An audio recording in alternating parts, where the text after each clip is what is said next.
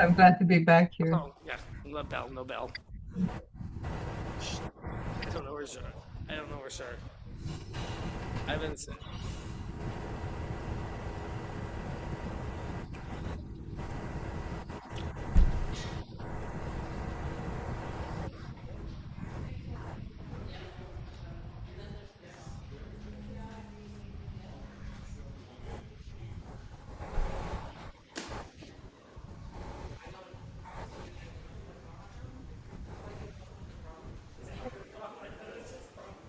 Peter, Peter, are you coming to the Gibsons open mic next Wednesday? You're in Gibsons now, right? Yes. Or You speaking of the library?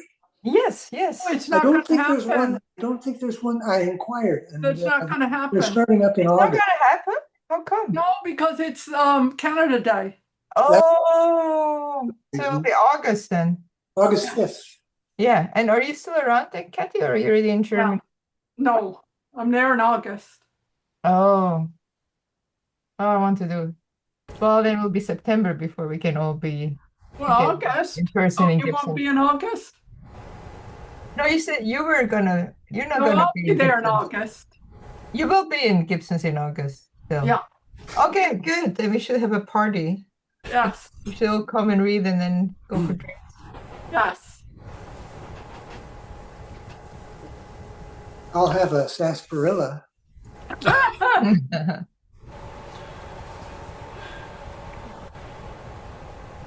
No, you're in a totally different place now, different town, different abode. That's right. And right where I'm sitting here, this time next month, this may be a stairwell and no floor. So Oh, a lot of changes Mhm. coming our way. oh, you're renovating. Mhm. With Whereabouts are you, Peter, in Gibsons? Glen Road. Where is that? Glen Road, it's in the fabulous, the coveted Heritage Hills. Oh, yeah. Oh, yeah, that's fantastic. You got nice views then from your house. You have nice views? Oh, extraordinary, yes. Mm-hmm. It rivals Denmen. Right.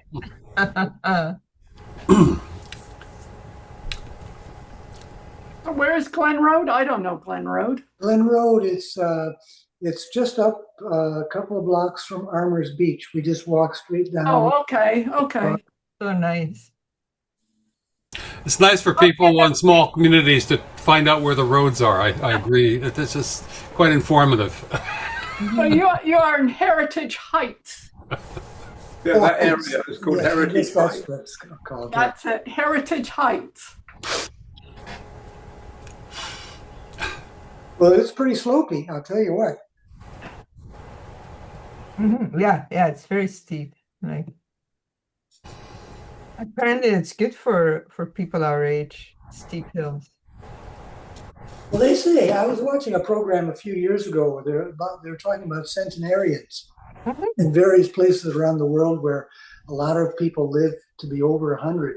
And most of them have a lot of I wasn't kidding. There's steep been inclines. there's been research that shows community and steep hills, which is very much Gibsons. But the ones who live to be over 100 would have to actually climb them, right? I mean, No, yes. Yeah, they'd have to put a little effort in. Yeah, I have a steep driveway, but I don't put a lot of effort into actually going up it. You know, occasionally down, but yeah. Yeah.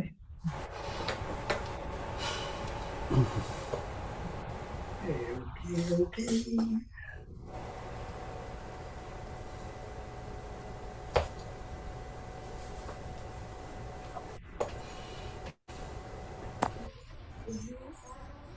Mhm.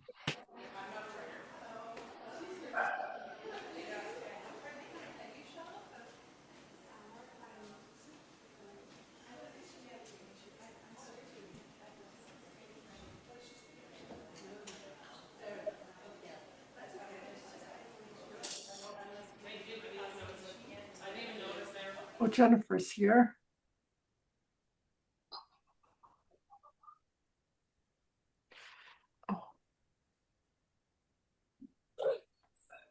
Cuba Libre. Yeah, if you put a lime in it, it becomes a Cuba Libre. Without the lime, it's just a rum and coke. I always call it, either way I call it both, right? Everyone knew that. Is this AI companion, David, doing Yeah. a transcription? No. I don't know. I've never heard of that. But it's there at the top of the computer for all time. The top right, so you can't get away from it anymore. Oh dear. Makes you feel more fancy. What an invasion. It's probably recording what we're saying. Oh, it's terrible.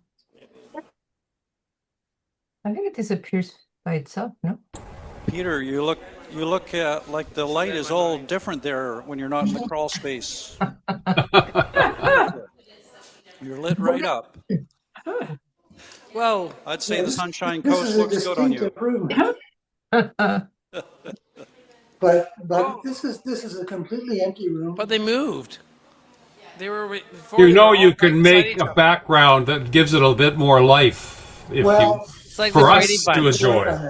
Well, I like what you've got there, Bill. Everybody keeps moving. Yeah, around. it's actually the general store on Denmen, but backwards. So it's store yeah. Hello, Jen. An old one, an old general store. Yeah. Evening. How's the weather in Ontario there? Not too bad. I think it's finally going to get to 30 next week. Oh, Get to wow. 30. something to strive for. Yeah. Yeah. Yeah, it's taking its time getting real warm, but there's been well, there was a rainy bit, but there's been a lot of nice days, but You're right. just not like, upper 20s or 30, like you would think.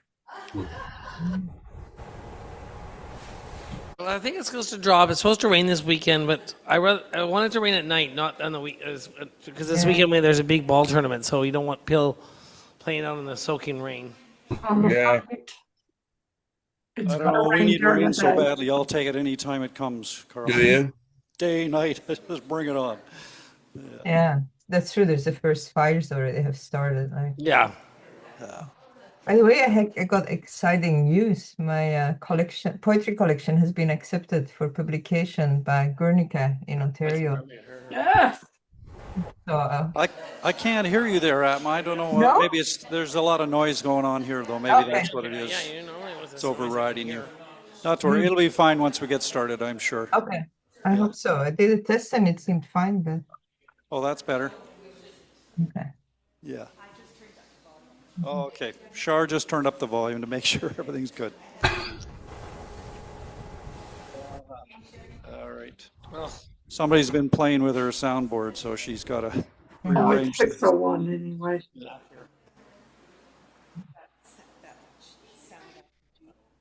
Oh, the sound guy for Judy Collins I was took over. Like, he made me so nervous. Really?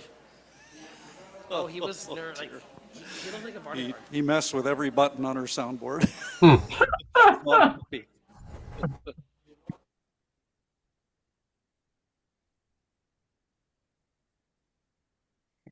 Oh dear. Whatever it was. Okay, are we ready? Okay. All right, time to mute. I'm muting. Oh no, that's video.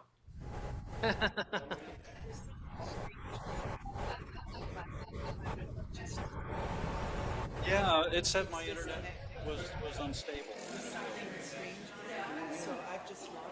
Okay.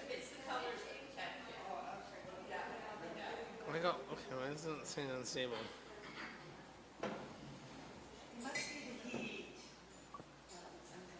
We're in the shadow of Mercury retrograde, and it's the gremlins are at work already.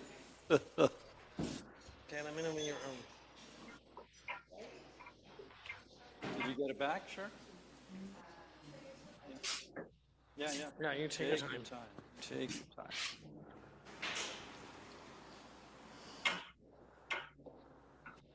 I like this scene. We have one Leslie on the screen, and then we have Leslie down below. That's so cool.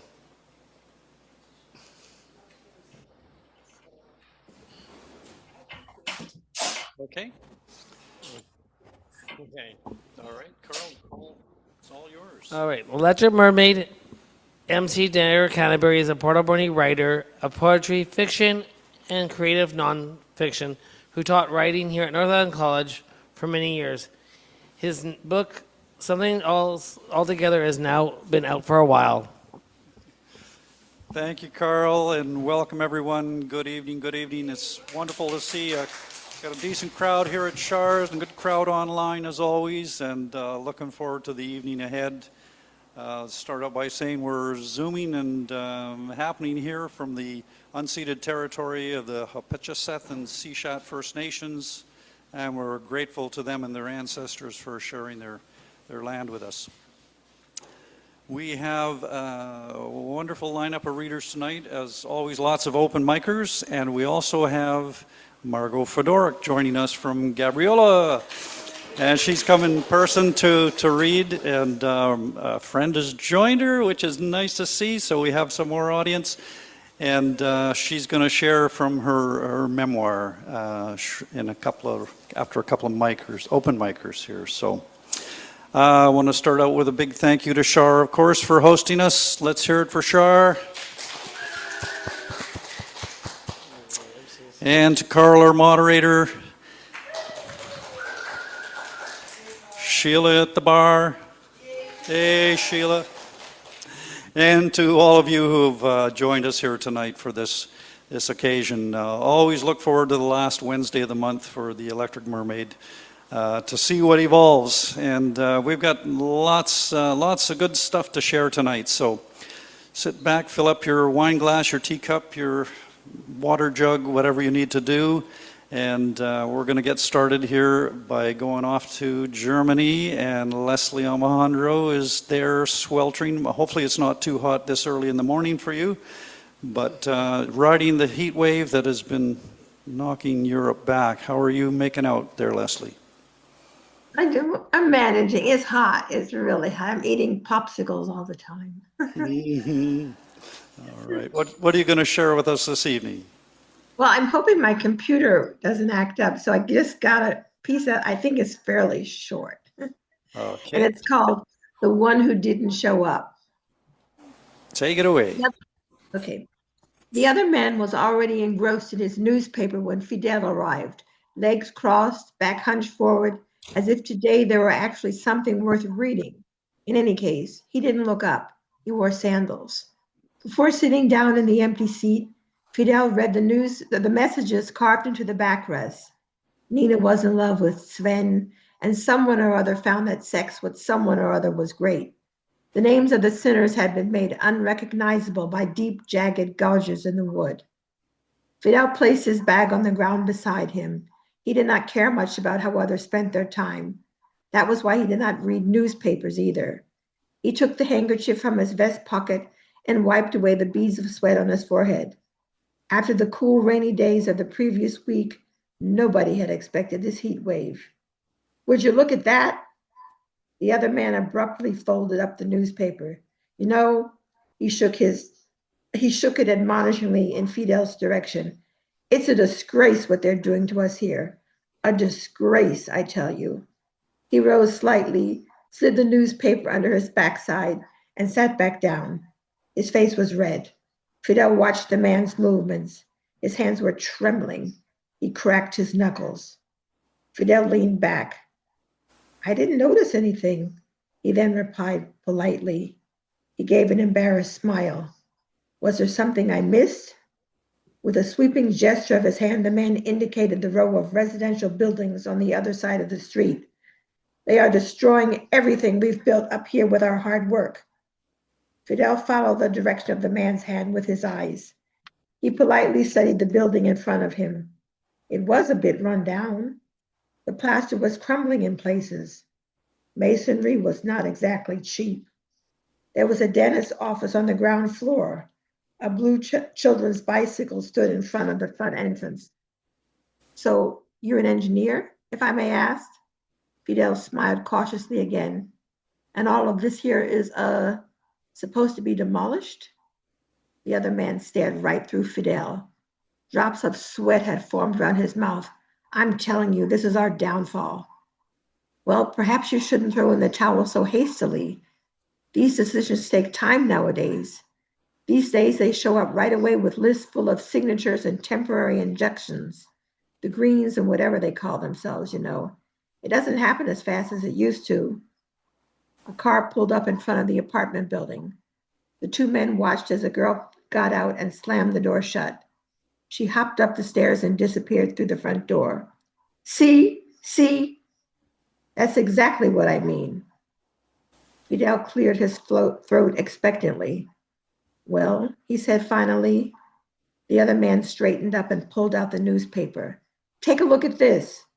He spat on the black and white photograph. He better not show his face around here. None of them. They'll find out what's what. Oh, yes, I tell you. He leaned in toward Fidel. His knuckles cracked loudly. And you know what's even worse? They're giving them citizenship. Can you believe that? Our German citizenship. He tapped his forehead. So that they can stay here. Am I in the Twilight Zone? Next thing you know, they'll want to become chancellor, right? Jesus Christ. He nodded vigorously and leaned back again. His sandals tapped restlessly on the ground. Let him come. The other man looked at him questioningly. What? Jesus Christ. I mean, let him come. He frowned. You said that, didn't you? Fidel smiled. Oh, what did you say? The man stared at Fidel in horror. Fidel shrugged his shoulders. Of course, you have to expect that he'll want to stay here. Oh, well. He did not smile. He did not look disapprovingly either. His voice sounded thoughtful. That was it.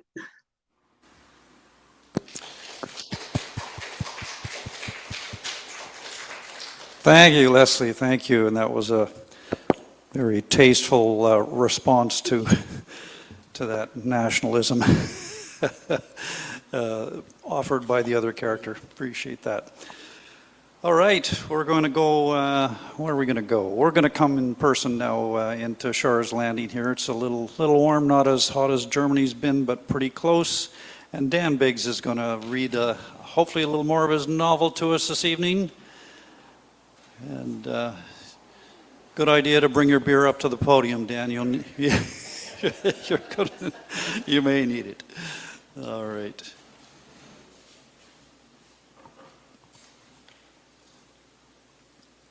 Now we'll just get a mic check there on that. Bring it down a little bit. And how's this? Just read a little bit there, just for sentence. Testing. Is that okay out in Zoom land there? Everybody hear that okay? I have a few nods. Yeah, all right, we're good. Okay, Dan? All right. I'll just give a brief summary. Okay, so my novel is set in the early 1920s, so about 100 years ago. And it's about a young woman named Maggie who comes from a religious family, and she gets pregnant out of wedlock and is sent away to a remote mining village to marry her father's childhood acquaintance. And tonight I'm going to continue with the chapter where Maggie meets the Japanese man named Hideki. And last time I ended her waiting for Hideki and watching him walk up the boardwalk. And this is when she recalls their first meeting. She met Hideki months ago at the clamoring fish market. She had been in the village a month and couldn't imagine the path her life would take. Henry, who by convenience shared her last name, had allowed the people of the village to believe she was his wife. She had yet to figure out why. He was devoid of affection, often drunk, or working at his sawmill. She felt like a stray cat whose only value was to keep the house free of rodents, whereas her value was only to cook and clean. He was filled with hate, often critical, and struck her on impulse and forced himself on her weekly, which was worse than the beatings. His threatening raised hand was always present, even when he wasn't in the room. This constant state made her want to hide. If she was a cat, she would have left long ago. In this village, on this island, tethered on the edge of the earth, there was nowhere to run, nowhere to hide. She was constantly on alert, constantly trying to appease, constantly wanting to get it over with. For fear of becoming vulnerable, she withdrew within herself. When she had to leave the house, she felt all eyes on her, rendering her to a skeleton, decreeing sentence without ponder. The day she made her way down to the fish market, she wore a heavy coat and wool cap and felt the warmth of the sun bending around mottled clouds, and knew she would fall apart, and the void her soul had become would evaporate into the sky and scatter in the wind. She tried not to tremble, standing still in the crowd. A young Japanese man saw her alone in the swirls of people. He smiled until she saw his smile, then bowed in welcome and gestured toward the fish spread on the table in front of him. She approached, looking down at the fish. She felt her stomach roil. Such odd creatures, both eyes on the same side of their head, huge and gray. "Oyo, halibut you call it," the young Japanese man said. "You speak English?" "Yes, I try." "It's so ugly. Why are the eyes on the same side?" "So they can see up. They swim on the bottom of the sea. They taste very good," he assured her. "The eyes, they are clear, not cloudy, means it is fresh, caught today," was what he told her. With the noise all around, he had to lean forward to hear him, and she caught the scent of fish and sweat. She did not pull away. She leaned closer. "How do you cook it?" she asked. As he paused, she took in his mellow skin and light brown freckles. Must be skin taken off and cut to pieces." "How can I do that?" she thought. Feeling her inside slip further, she saw that he could see the marks of worry on her face. "I cut for you," he said. She nodded back. "Can you show me how?"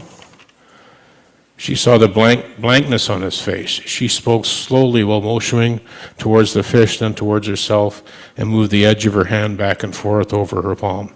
"Show me how to cut the fish," she said again. "No, ma'am, it's difficult. You might cut hand." "I do for you."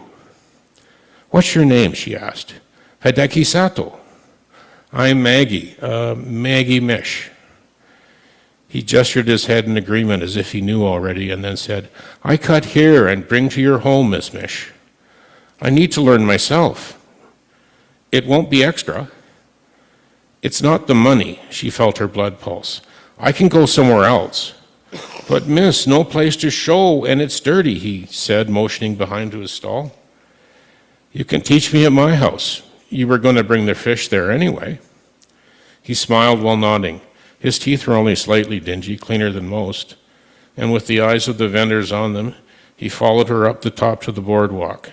Hideki hesitated at the top step until Maggie beckoned him with a wave. "It's okay, Mr. Sato. You can come up when you bring fish." "Yes, of course." With the neighbors watching, together they walked into the house. She stood at his elbow and was amazed at how skillfully he moved the knife between the shiny white flesh and the thick gray skin. With 3, then 4 slicing motions, the flesh was free of the skin. She thanked him and offered to pay. He refused the note she presented and said that her auto would pay. She didn't understand. "Auto?" she said. "Mr. Henry, Anna no auto," he said. "Ah, my husband Henry," she wanted to correct him, scream into the rafters. "He's not my husband." She took a deep breath and held it. "Yes, ma'am, Henry, husband, he pay." From the window she knew when fish arrived by the scavenge of seagulls that swarmed and cow-cowed over the docks and shanties. I guess that's 5 minutes.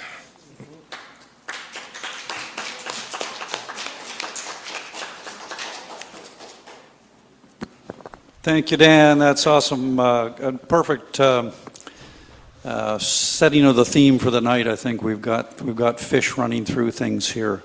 I know the piece I've got to read has a little bit of that in there, and then our next reader, the featured reader, Margot Fedoruk, is going to share from her book called Cooking Tips for Desperate Fishwives, memoir. So, Dan, you set the stage perfectly here, and Margot, we welcome you to Port Alberni all the way from Gabriola. And Margot's book, memoir, actually won silver in a culinary narrative contest with that book. Congratulations. And we're so pleased she took the time to make the trip over from Gabriola and come be live with us here at Char's and enjoy some of the ambiance. And I'll just mention for those in-house, there are some books available over here on the table on your way in or on your way out. And for those people out in the audience, Amazon is always available. Margot, welcome to Port Alberni and to the Electric Mermaid. The floor is yours. Thank you. Thank you, everyone. Well, this is my book, Cooking Tips for Desperate Fishwives, an island memoir. It's actually, I kind of call it a food war. So it's got stories threaded together with recipes from each stage of my life. So, which I think is... Oh, you're going to have to keep your mouth a little closer to the mic. Which is kind of fun. I'm just going to grab my papers. One moment. Sure. Okay. So this is the opening that I love to read. The night I ran Rick over with my car, I was over 4 months pregnant with our first daughter. I remember kneeling at his side, knees painfully ground into the concrete as I swayed over him in my grief. I didn't know it then, that it was too late. An invisible cord was tethering us, not just me to the baby, but all of us wound up together, pulsing towards everything that came after. Earlier that night, I had made a vegetarian lasagna. Rick was 2 hours late. I couldn't call him because we had canceled our phone service in advance of a move from our rental suite to our new condo near the gorge in Victoria, in BC. I walked downstairs to call Rick from the suite below. It was occupied by an unhappy single mom. I often heard her yelling at her timid preschooler through the thin floors covered in shag carpeting running the length of the 70s-style rancher. She was a heavy woman, and I imagined her jowls shaking with the effort. I made no attempt to hide my emotions, bonded as we were under the same roof of sorrow. I dialed his cell phone number, hands shaking, fingers still pungent with garlic. He was out with Jerry for a drink at Spinnaker's after the dive. That night, it was small green urchins found on the murky bottom of the ocean, surprisingly close to home for once. I told him to not bother coming home. He took this to mean he didn't have to come home immediately. Yet why didn't he know? Most nights I couldn't sleep for the baby kicking me in the bladder. I was sure my fat cells were multiplying each night as I lay sweating on the mattress. I could only take short, shallow breaths while it dug into my diaphragm and Rick snored, oblivious to my discomfort. I felt even more alone with that untouched, cooling, perfect lasagna. I flashed forward to the delivery and everything that came after. Who would be there for me then? My own mother had died when I was 23, skeletal from cancer. She wasn't there to warn me against marrying someone whose job takes him up and down the West Coast for half of each year. Would I have listened if she had protested? Who listens to their mother when it comes to love? Rick is a West Coast urchin diver. The ocean is his element, where he is most at home. He is away for weeks at a time, harvesting spiny sea urchins that in turn would feed our family. The painful urchin spines get lodged under the skin of his fingers and sometimes his pale, freckled legs. He picks at them with a sewing needle he sterilizes with a red plastic lighter. I swear when I step on them, shocked to find them carelessly lodged in the loops of the carpet. I hate that. Some dives he catches a Puget Sound king crab and brings it home scrabbling at the sides of a taped-up styrofoam cooler. It is his job to kill it with a swift knock to its thick shell, then to deftly slice it in half with a sharp knife. He turns its sweet flesh into mounds of crab cakes we feast on, hot and greasy from the pan. After, we sit contentedly on the deck, my bare feet in his lap, until the stars come out. Rick has been a diver since he was 19. He's dived for gooey ducks, which are giant clams, blasted out of the ocean floor with a strong jet of water. He's collected scallops, sea cucumbers, giant Pacific octopus, and green and red sea urchins. The urchins are hand-picked from rocky crevices with the metal rake that is custom fit to his arm. He holds a large net bag in the other hand while he swims along the seabed up to 8 hours a day. I make all my money by putting the red ball in the basket, he likes to joke. His right forearm is huge, like the claw of a crab, from filling that 250-pound bag. It's the same arm that will rock our infant daughter to sleep at night with such tenderness. When I finally saw Rick driving up in his blue truck that night, I rushed to my car, and I'm embarrassed of this part, and I cursed as I drove straight into his side door just as he was stepping out. I was blind with rage, perhaps more at my alcoholic father than at Rick. He fell to the pavement, orange hair splayed in the swaying shadows of the branches. I ran to him, terrified I had just killed the father of my unborn child. When I called out to him, voice cracking, he opened his eyes and said, "I'm okay. It's all right. It's okay." I swore at him with a fresh surge of anger. I hauled my body back into the car and sped off wildly, gravel spinning beneath the tires. Small rocks hit his bare legs as he stood dazed, watching me drive away into the night. I drove to a nearby 7-Eleven and bought, again embarrassing, why did I write this, and bought a pack of cigarettes even though I had quit when I first found out I was pregnant. I rented a hotel room off Dallas Road with an ocean view, although I never opened the curtains. I smoked a couple of cigarettes zealously, then fell exhausted on the polyester bed cover, feeling sick and hungry. I wished I'd brought that lasagna.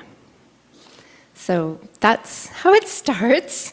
And then after this first chapter, there's a beautiful recipe for that very same lasagna. So there you have it. Okay, I'll read some more because I guess I've got lots of time. I feel his absence most keenly at night, imagining Rick's powerful body moving in slow motion across the cold moonscape of the ocean floor, silently like a crab.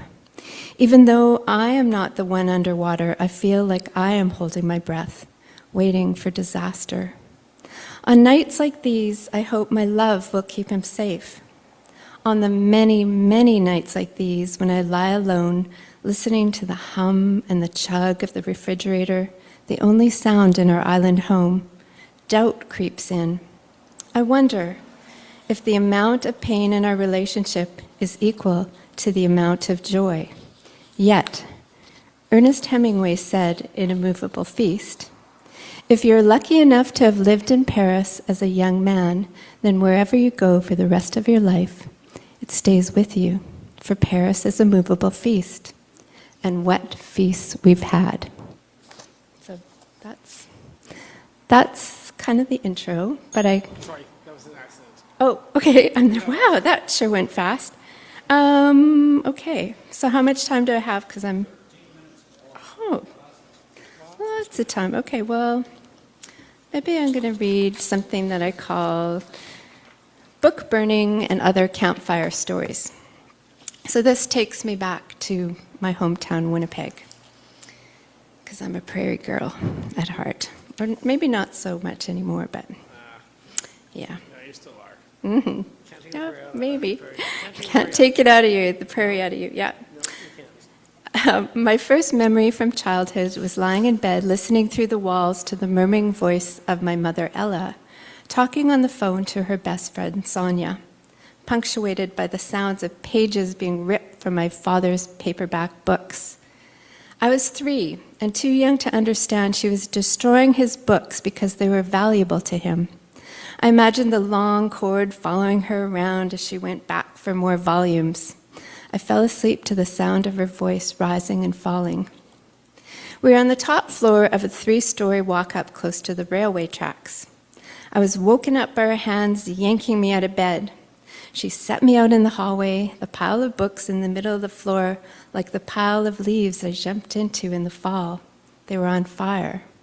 She had called the fire department when my father had come home drunk and set the pile aflame. That is what Sonia told me. I don't recall being worried. I trusted my mother completely and knew no harm would come to me if she were around. I stood in my white panties and matching undershirt that summer night, and I was thrilled when a squadron of firemen in their uniforms filed past me on the way to our apartment. They smiled and said hello as they walked by. I felt very special. I didn't realize they may have pitied me, a toddler standing barefoot in the hallway while her parents' fiery marriage imploded in a pile of ashes. That night, I was sent to my father's mother, whom we called Little Baba, to differentiate her between her and my other grandmother. Her maiden name was as long as she was short, Antoinette Zapatojny. After she married, she became plain old Anne Fedoruk. She lived down the street with my grandfather in a clean but bare 1-story house on Burroughs Avenue in the north end of Winnipeg. She tucked me into bed under flannel sheets smelling of baby's own soap and said, "Good night, kitsanu," which she told me meant kitten in Ukrainian. For lunch, she served me click sandwiches on doughy slices of Wonder Bread with the crust cut off. For a treat, she would walk us to the corner of Burroughs and Sinclair to Stryker's Deli and Meats. It was a decrepit-looking building, even more dismal in the shadow of the ornate domed church of the Ukrainian Orthodox Cathedral. Before little Baba left the house, she would tie a white polyester kerchief, a modern-style babushka under her chin to hold in her curls, the result of a monthly standing hair appointment. I clung to her bony fingers in fear when we entered the dark, windowless cavern that smelled of garlic and other spices. Did I pass a place like that around here called Meat Mountain or something? I think. Yeah, something like that probably. She would carefully select a coil of Polish sausage called kielbasa, which my grandfather pronounced with a funny voice, kubasa. Later, we ate it sliced with holopsy, cabbage rolls that she purchased from some industrious Ukrainian ladies who sold them by the dozen from the kitchen in the basement of the church. Cooking was not part of her repertoire, but she served me food with loving care. All the cutlery in her kitchen drawers were mysteriously individually hand-wrapped in white paper napkins, like the dry matzah crackers that we hunted across town at my other grandparents during Passover celebrations. Their two worlds were miles apart in food and practices, although I relished whatever meal was placed in front of me. In the years that followed, little Baba would be the one cheering me on in plays. I was always in the chorus. Or if I was fighting with my mother, which was often, she'd tell me to call a cab and come over, her treat. When I grew older, she pestered me to meet her for lunch at least once a week. She craved hot dogs from Colicus restaurant or begged me to meet her at Grapes on Main after I had introduced her to fettuccine alfredo, which she couldn't get enough of. Her food had to be the right consistency. In other words, soft enough for her to eat with the few teeth she had left to chew with. She covered her mouth when she laughed to hide her missing rotten teeth. I don't know why she didn't get them fixed. She may have been afraid of dentists. But she encouraged me to get my teeth checked often and insisted on paying my dental bills. Little Baba was always there when I needed her, not just for free lunches and dentist appointments. I relied on her kindness when I was at war with my mother. I considered her one of my best friends. So that's sort of like an intro to the Winnipeg part of me, and that's kind of fun because then the recipes are, I think I have my Russian Baba's pelmeni recipe in there, which is like a Russian pierogi with meat in them, which is just fabulous. But how much time do I have? I think I want to do something sort of halfway through. I think I'm going to take you down to the boat when I... Okay. I'm allowed to keep going? Okay. Okay, well, I think I'm going to take you to, I love this chapter. It's when I finally, fast forward when I'm pregnant and I'm going to work or stay on the dive boat with Rick because I'm lonely. And so I decided I'm going to go up and we'll see what happens. I call it What to Expect. I adjusted my backside on the blue bucket used as a toilet at the stern of the Buckaroo. Across the water, an eagle dove and caught the twisting silver body of a fish, but it was difficult to appreciate the scenery. The plastic ridges dug into my flesh as I fanned my faded dress around my thighs so the divers wouldn't get an eyeful. My nose was running and my feet were cold. There was no hot running water on board. It was the winter of 1995, and the rain was relentless. I was 29 years old, and I was in the 3rd term of my pregnancy. I had left Victoria to fly to the wilds of northern BC and share the excitement of our first child with Rick. I would live aboard a 40-foot houseboat bought with money he inherited from his mother. Rick was working from out of an inlet somewhere south of Prince Rupert, a slow 5-hour boat ride from town to what we always called the middle of nowhere. Fishing grounds that spanned from the Juan de Fuca Strait to the Alaskan border. 2 years earlier, when we had first started dating, Rick and I had driven to Fort McMurray to meet his mom. She knew I was a vegetarian and made us spaghetti squash marinara. When his mother bowed her head in prayer, I looked up, unsure what to do, and saw Rick's sister, Marianne, make a funny face. I had to bite my lip to hold in my mirth. Later, we played Scrabble around the dining table, and when his mother, Louise, wouldn't let me play the word caveman, I was surprised but let it go. Rick later explained to me why his mother didn't believe in the story of evolution. His parents met at Bible college. To be polite, Rick and I slept in separate rooms. So this is back on the boat. We didn't talk openly about our grief because we both had lost our mothers. But learning about the pregnancy so soon after Louise's death was a bittersweet moment for both of us. In addition to the houseboat, the inheritance had also purchased a small condominium in Victoria, a tiny 2-bedroom with a small deck off the 3rd floor, where we peered into the townhomes across from us. During the day, I would walk stomach first down the streets of Victoria as strangers asked to touch my protruding belly. I was desperate to share my pregnancy, though, with Rick, so when he called me on the satellite phone, I cried and gratefully agreed to join him and the 4 other divers who lived and worked on the boat. I booked a flight as soon as I got off the phone, and a few days later, Rick met me at the airport in Prince Rupert. Before we headed out to sea, we stayed at the Moby Dick Motel. When I stepped out of the shower in the motel room, I got a full view of my naked body in the mirror. At home, I could only see myself from the neck up. I was not prepared for the shock. "I'm a troll," I said, "a giant troll." Rick said he still found me attractive, so I made him prove it. I won't hurt the baby, will I?" he asked. Well, it says on page 221 of What to Expect When You're Expecting, this is perfectly safe, and in fact, we should do it more often as the due date gets closer. It was odd to want to perform an act of reproduction when nature has already taken care of that. But I couldn't get enough. Hormones were running rampant through my body. This, too, was explained in detail of the book. What to Expect When You're Expecting was my constant companion. This was before the internet. I had read it on the flight and would read it on the long and excruciating bus trip back to Victoria.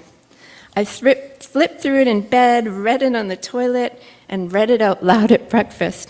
Each chapter contained practical and scientific information, but I attributed it a kind of divine wisdom to it. I found answers to questions I didn't know to ask. This was the 90s, before Google became a verb, a world of screeching dial-up and landlines. This was the only way to get information from books, family, or friends. I was terrified. I wished I had a mother to ask for advice. When Rick bought the Buckaroo, he converted the bathroom into a bunk. to cram in 2 more divers. He charged a crew of 4 divers a nominal fee to live on the boat to help pay for fuel. Normally, no matter the weather, the blue bathroom bucket was forbidden inside, but I had to pee numerous times each night, so Rick made an exception for me. He couldn't have the mother of his firstborn fall overboard in the dark of night. We slept on the converted dining table. Every night, I wiped the crumbs from the tabletop and transformed it into a double bed. In the dark, under a mass of sleeping bags, I whispered bits of newfound magic to the back of his neck. Our baby now has eyelashes. Each day it got harder to get off the blue bucket. I had to grab the slippery metal railing to get my balance before heaving the contents overboard with a splash. I had imagined my days on the boat would involve listening to CBC music while reading in the sun, that I would cook elaborate meals for Rick and the other divers who would in turn compliment my culinary skills. Of course, nothing ever happens the way you expect. Rick left each morning on a 20-foot skiff called the Oak 18. He picked red urchins with a simple handheld metal rake custom fit for his arm. The gap between the rake's 2 fork-like tines were set at about 4 inches, which is an adult urchin circumference, so divers would harvest the adults and leave the undersized. Rick would clutch a large mesh bag with one arm while swimming along the seabed, sometimes 8 hours a day. A full bag would be about 4 feet long and hold over 200 pounds of urchins. In the evenings, I hounded Rick to describe his underwater world. He revealed snippets from his workday, swimming scallops, their shells flapping comically like false teeth, or the pesky fish that followed behind him, snacking on broken urchins. He told me the fish swam right into his net and he had to stop to untangle them all the time.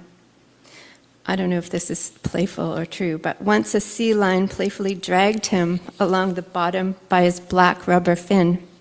He told me how baby urchins, the size of a button, are flung away in the current when he harvests the larger ones. The little ones are always hiding beneath them. While the men splashed around in the surf all day, I walked up and down the 3 steps to the wheelhouse for exercise. I would flick on the radio and break a sweat stair-stepping in my thick gray socks and purple sandals. When I got tired of Anne Murray songs on the Prince Rupert stations, I pulled out my yellow Sony Walkman to listen to the Ramones. Beat on the bat with a baseball bat. Perhaps these were not the best lyrics for a mom-to-be. In addition to my pregnancy manual, I bought the Moosewood cookbook filled with vegetarian recipes. This was my favorite cookbook, and I referred to its splattered pages on a weekly basis. First night on board, I proudly plunked down, this was my favorite, a steaming pot of curried chickpeas and rice. Rick scooped up a heaping bowlful and made an appreciated mmm. But the other ravenous divers just looked at the pot and said, where's the meat?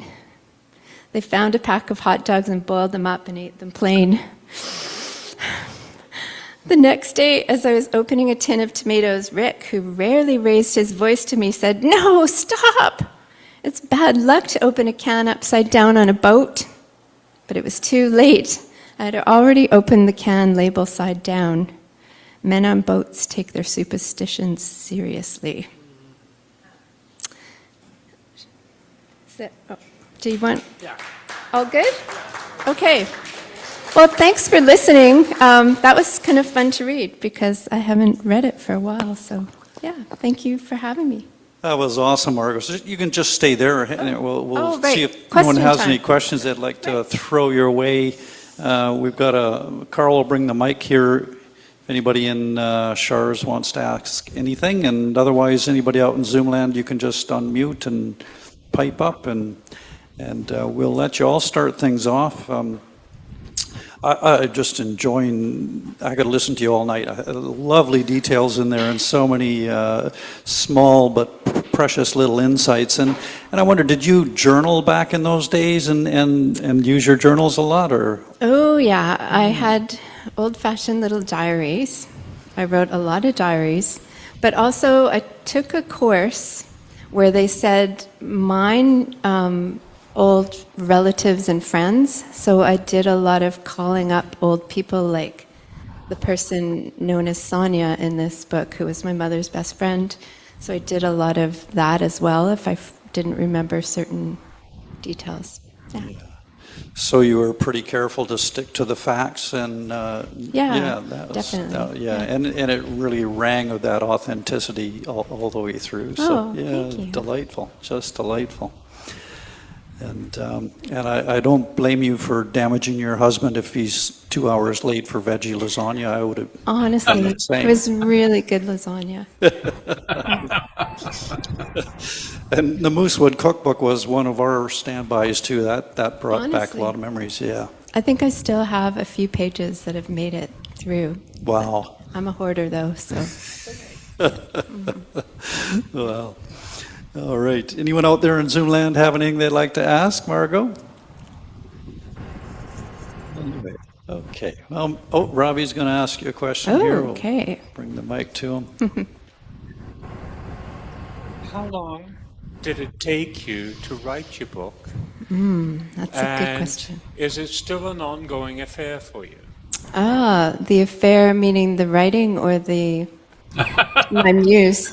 Well, writing is always, I mean, once you're a writer, you're forever a Are you writer. asking for the ending of my book?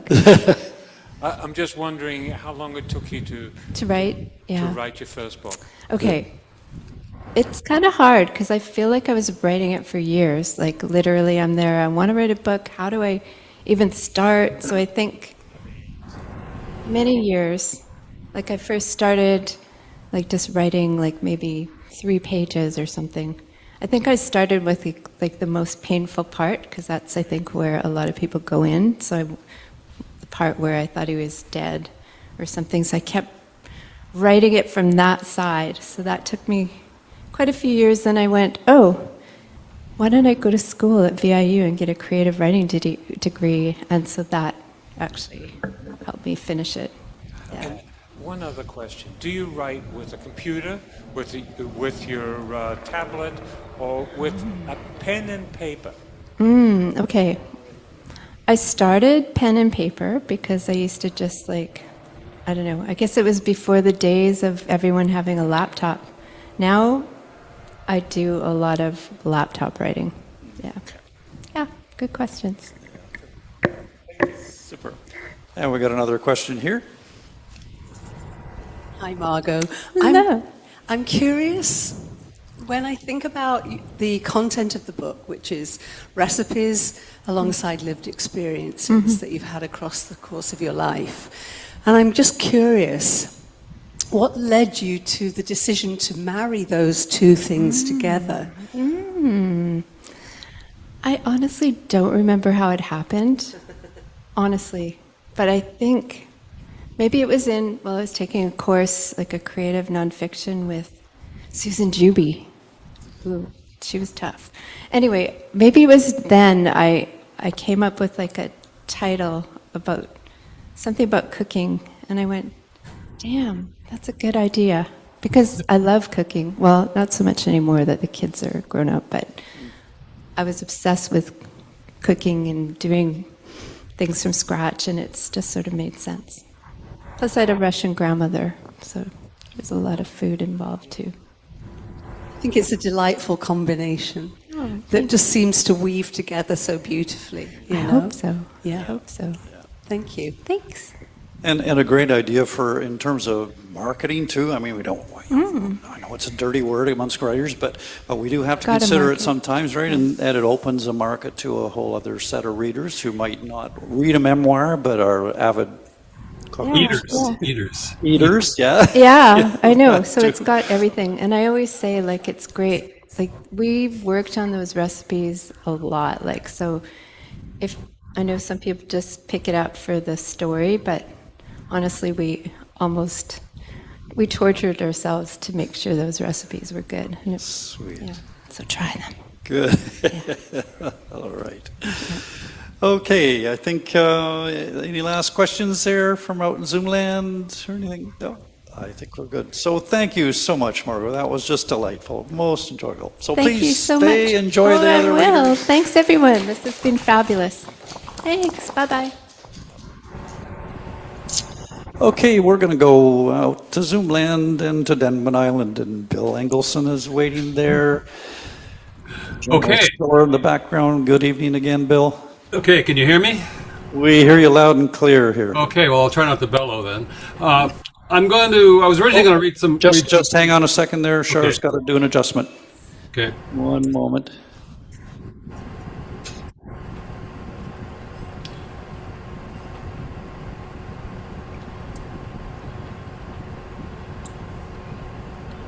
It's actually a movie I was watching a few days ago called The Period of Adjustment, so it kind of fits. I'm good with that. There we go. All right, we're good now. Go ahead, Bill. It's all yours. Okay, I was originally going to read some BC fairy poetry, but I decided to read an excerpt from my just released book, the Book of Gronski. It's from chapter 16.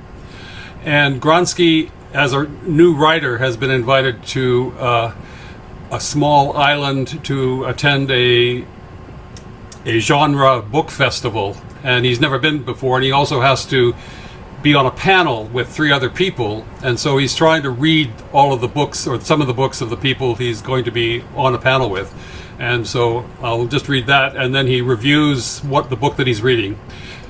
It had been an unsettling night for Gronski, more than unsettling. It had been stomach-churning. Outside, while the January cold spell was likely freezing to death many a poor soul unable to find sufficient shelter, he had been cringing in bed, warm beyond relief, headlamp affixed to his brow, immersed in the spine-chilling splatter of horrors that spilled from 5 o'clock close-shave shadow of death. He had to admit, however, that as repulsive as the crimes described by Mac Holbrook had been, the writing had been gruesomely absorbing. While he had never read anything quite the same, Holbrook had channeled one author Gronski remembered reading in his teens, Mickey Spillane. Sorry, I'm just getting a little organized here. While Spillane had not been all that wretchedly descriptive, Donnie the Bruiser Trumpet, Holbrook's sleuth, and Spillane's alter ego Mike Hammer were cut from the same back-to-basics hard-ass cloth. Gronski had read until just before dawn. He couldn't remember a time when he had pulled an all-nighter, a reading-in-bed all-nighter. In truth, he had never had one. Most, if not all, of his life had been early to bed and early to rise. Of course, there had been a few exceptions. Co-parenting his 2 infant children for the brief amount of time he had been permitted had required a skill set of sleep disruption he had never fully mastered. The experience of reading all through the night was definitely a first. He supposed that said something about Holbrook's capacity to engage the reader. Him, at any rate. Him as reader, or him as an example of delayed violence-loving junkie. Was he that vulnerable, that attracted to violence porn? If indeed that's what the book was? He hoped not. He had quite enjoyed himself. And a bit later in that chapter, as he ruminated on the panel he was to participate, which is titled Writing as Revolution, Bloodless but Unbowed, Gronski couldn't conceive of writers simply having revolution on the top of their minds, the tip of their tongues as they wrote. It was certainly not how he approached his writing. In fact, he thought perhaps he might quip at some point during the discussion that it was more a matter of writing as evolution, bloodless and unbowed. He would have to drop that piece of waggishness early in the proceedings, just in case one of the others were similarly inclined. With that, he proceeded to write his review of Holbrook's novel. 5 o'clock, close shave, shadow of death. The plot. Private Detective Donnie the Bruiser Trumpet is Mac Holbrook's go-to sleuth in 5 o'clock, close shave, shadow of death. Donnie is an ex-wrestler who grew up on the cold streets of Chicago and is a hard as nails street fighter who goes the distance. Character. The principal character, Donnie the Bruiser Trumpet, is a ferocious fellow, but the novel is replete with a Chicago stockyard of fascinating characters. Trumpet hangs out at a dark little side street tavern called Keeper's Chance. Chance Keeper is a Vietnam War vet and served as surrogate father for Donnie after the Trumpet family abandoned him when he was 14. Trumpet keeps a set of rooms on the 3rd floor of Victoria Mansion owned by Ruth Bigelow, a retired history professor. Ruth and Donnie have an intimate arrangement, more alluded to than explored, at least in this book. There is also the requisite police friend named Hank Ballinger, a direct riff off Lee Marvin's M Squad character Frank Ballinger. The reference to the name is mentioned in the story, a bit of a Holbrook joke. I score this 19 out of 20. The theme. This is a violent thriller, and the theme is ugly murder and reparations resolutions. It touches on the decay of city life, memories of a challenging childhood, the Vietnam War, America ascending and descending like the roller coaster it is. Score, 17 out of 20. Style. As noted, this book is a classic Spillane-esque thriller, bloody, occasionally ugly, and absorbing. Novice readers, particularly sensitive ones, will simply have to suck it up and jump in the dark, swirly cauldron of crime. Score, 18 out of 20. Appeal to target audience. Not being a member of the target audience, I'm guessing I have to assume that this book is exactly what they want. Blood, guts, crime, a broken but bitterly effective hero. Just what the Devil Doctor ordered. Score, 18 out of 20. And there you have it, just a snippet out of the novel, a little side trip. Wonderful. Thank you, Bill. And enjoyable snippet it was.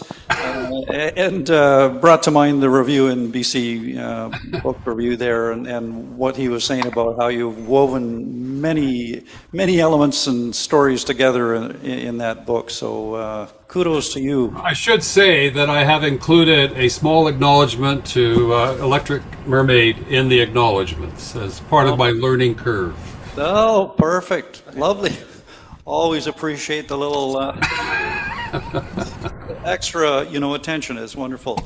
So we've got to line you up for another feature, I think, in the new year. I'll put my people in touch with your people, and we'll line something up. Carl says we've my got people aren't all that busy, by the way. Yeah. Mine either. When I get home tonight, I'll email you the dates that we have available.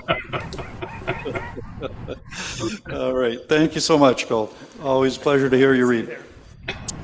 Okay, we're going to stay out in Zoom land, and Kathleen is going to take us back to the land of the ladies with beaver hats, we're hoping. Good evening, Kathleen. Okay. All right. I was going back. I'm going to finish this story because I've had these 3 kids on a narrow boat. They've been stuck in a canal bank. They got unstuck. They learned how to raise and lower a canal bridge thanks to a scrawny kid. They navigated their boat through tunnels, operated locks, and crossed the valley of the River Dee on an viaduct. They braved the ladies of Llangollen and turned the boat around only to find a rope stuck around the propeller. And that's where I left off. So Parker peered into the water-filled hatch. There's a yellow rope wrapped around the propeller. I can see it. I can cut it loose. Parker then ran into the galley and grabbed the biggest knife he could find. Maddie and Nico gasped as Parker knelt over the hatch, raised the knife high above his head, and got ready to stab down through the water as hard as he could to cut the rope, when suddenly a man jumped onto the boat, grabbed Parker from behind, yanked him up onto his feet, backed him away from the open hatch, and took the knife out of his hand. "I'll take over from here," the man said. "Dad!" all 3 kids exclaimed at once. "Have you lucked out?" their father asked them. To the 3 kids' enthusiastic yes, their father replied, "I'm sure you had, but I needed to check before I cut this rope."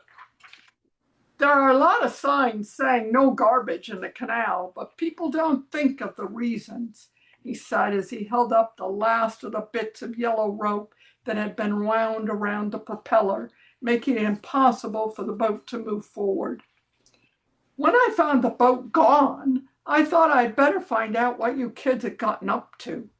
I caught up with you, but at the windy hole, but you were doing so well working together to turn this big boat around, I didn't want to interrupt you. I'm so proud of you. You know, there's a lot in this world that also needs to be turned around, but now I'm optimistic that you kids can do it."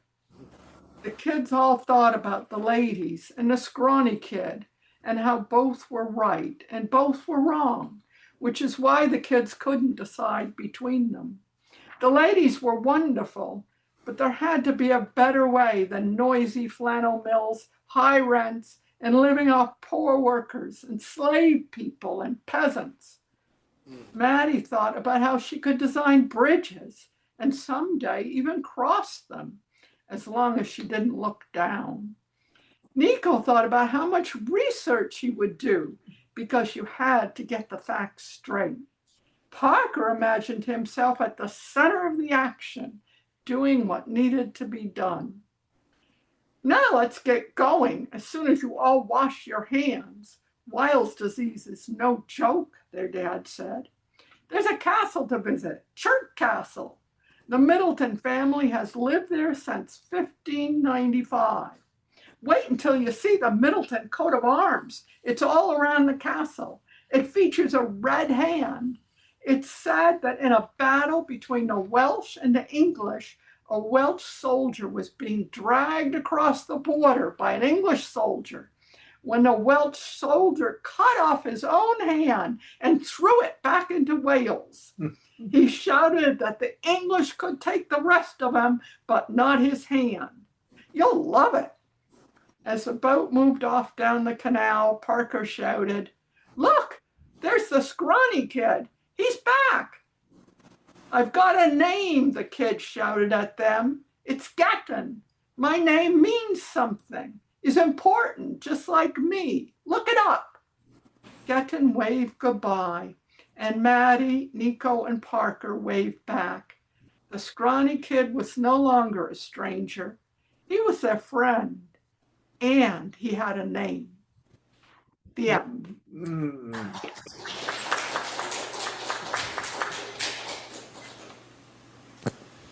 Well, thank you, Kathleen, for bringing that to a beautiful close and tying up all the loose ends for us. And we greet that ending with a mixture of sadness and relief that everything ended well for those children. No, so I was all I could do not to grab AI and ask them what that name means. So can you help us out? Gatton. What's it mean, David? I don't know, Gatton. You got David. It's a Welsh name. I didn't know. I know it's Welsh. I've never seen anything else. You can tell us next month. It's okay. I'm so nervous. I forget. I think it means mysterious one or a dark one or something. Oh, there we go. That'll do. That'll do. We're satisfied. I should have made something up. That's it. Never admit what you don't know. All right. Thank you, Kathleen. Okay, so we're going to come back in-house live now, and Vicki Drybough is going to share some of her work with us. Come on up to the podium there. We've got the mic all adjusted. Char's got the step ahead on everybody, as always.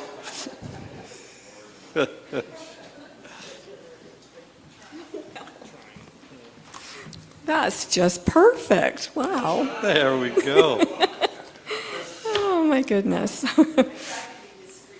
Oh, well, you're very discreet. This is towards the end of my book. I'm finally coming towards the end, which is really good. It takes place in about 1964, and it's called Lou Beeler. Mrs. Cunningham, our grade 10 English teacher, wanted us to write an essay about the most influential adult in our life so far. We had to explain what that person had said or done to influence us and how we thought our future had been altered because of it. It would count for part of our grade on our upcoming report cards. I couldn't think of anyone who had changed me and was beginning to feel like I'd have to make something up and pretend Sam said it. 2 days before the essay was due, I met Louise Beeler. I had never seen her and wasn't even sure if she was from here. The only thing I had heard was a snide remark about her truthfulness, and Jock Haddon said she'd killed a man, but I thought he was kidding. The ferry crossing was taking a long time because of the fog which had grown dense after we got underway. We cleared the harbor entrance, past the tiny lighthouse with its unmistakable, high-pitched foghorn, and inched our way into open water. The only other passenger in the cabin, an old woman with dyed blonde hair and expensive clothes, joined me at the front window, where I stood watching the bow of the ferry nose into white nothingness. We watched in silence for a few minutes. Then she asked me if I'd ever seen fog this thick before. She smelled of cigarette smoke, and her voice was deep and rich. We chatted about weather and ferries before she motioned for me to join her on the seat facing the front window. "I'm Louise Beeler," she said with a smile, "but everyone calls me Lou." She extended her hand. "Louise Beeler, wow." I smiled, shook her hand, which was cold and dry, and said I was Holly Stone. "Kendall Stone's daughter," she said. Oh my God, she knew my father. She started to talk about island life and how isolating it could be. It got dark outside, and soon all we could see were our own reflections in the windows. The ferry's engine slowed even more. Then the horn sounded, and we both jumped. The lights went out except the exit over the stairs. All I could see of Lou Beeler was a faint outline that was darker than the rest of the cabin. "Do you know my parents?" "Just your dad," she answered. "We often took the same boat from Vancouver, back when we were working." I had to know if my father spent time with murderers. So I blurted out, "Is it true that you killed a man?" She didn't answer right away. "In self-defense." "Was he mean to you?" I could hear her open the leather handbag that sat beside her. She was taking out a cigarette. I waited for the click of the lighter so I could see her face. It looked sunken and wrinkled, then everything was dark again. Tobacco smoke wafted around us. All the men I worked with back then were mean sons of bitches. Women I knew didn't swear, but it didn't sound offensive coming from her. They beat women all the time and forced them to clean up their mistakes. We whored ourselves to save our men from disaster. It was different back then. Times were tough. The only way you got something was to steal it from somebody who had it. Once you started working for the gangs, you never got away. They controlled the docks, the trucks, the gambling, and most of the politicians. The end of her cigarette glowed red, and she stood up to stand by the window. "Do you think we've stopped?" I realized then that she was afraid. "The captain's been doing this for a long time," I said. "He's never stranded anyone or turned around. He's probably stopped the engine so he can listen for the sound of water breaking against the rocks." "That doesn't sound good." "It's dead calm out there right now, so there won't be much to hear." She seemed to feel better after I said that and returned to her seat. Most of the good men died in the war, the first war. The ones that came back were changed, and the ones that never went were not the best to begin with. "How were they changed?" I asked, wanting her to keep talking so I could hear her voice and maybe learn something about my father. "Angry. A lot of them didn't like to be around people. The smallest things could set them off. You never knew where you stood with them." It was as though she was talking about my father. Her words rang true for all the times I tried to understand why he was angry, tried to figure out what I or someone else had done to upset him. It wasn't us at all. It was because of the war. "Were they angry because they thought it wasn't worth it?" "Oh yes, I think so. But there's fear too." I could tell she was looking at me, trying to make eye contact even in the dark. "Anger comes from fear, you know." I didn't know that. I always thought my father wasn't afraid of anything. He'd survived Germans firing guns at him. "My father is angry at me and Sam all the time. Is he afraid of us?" He's afraid for you, afraid of losing control of you. As long as he's in control, he can stop you from getting hurt. The sound of the engines revving up meant that we were in sight of the dock. The fog was thinning. The lights came back on. Lou Beeler patted her hair and straightened her coat. I'll give you a ride home, Holly. You can't walk all that way in the dark.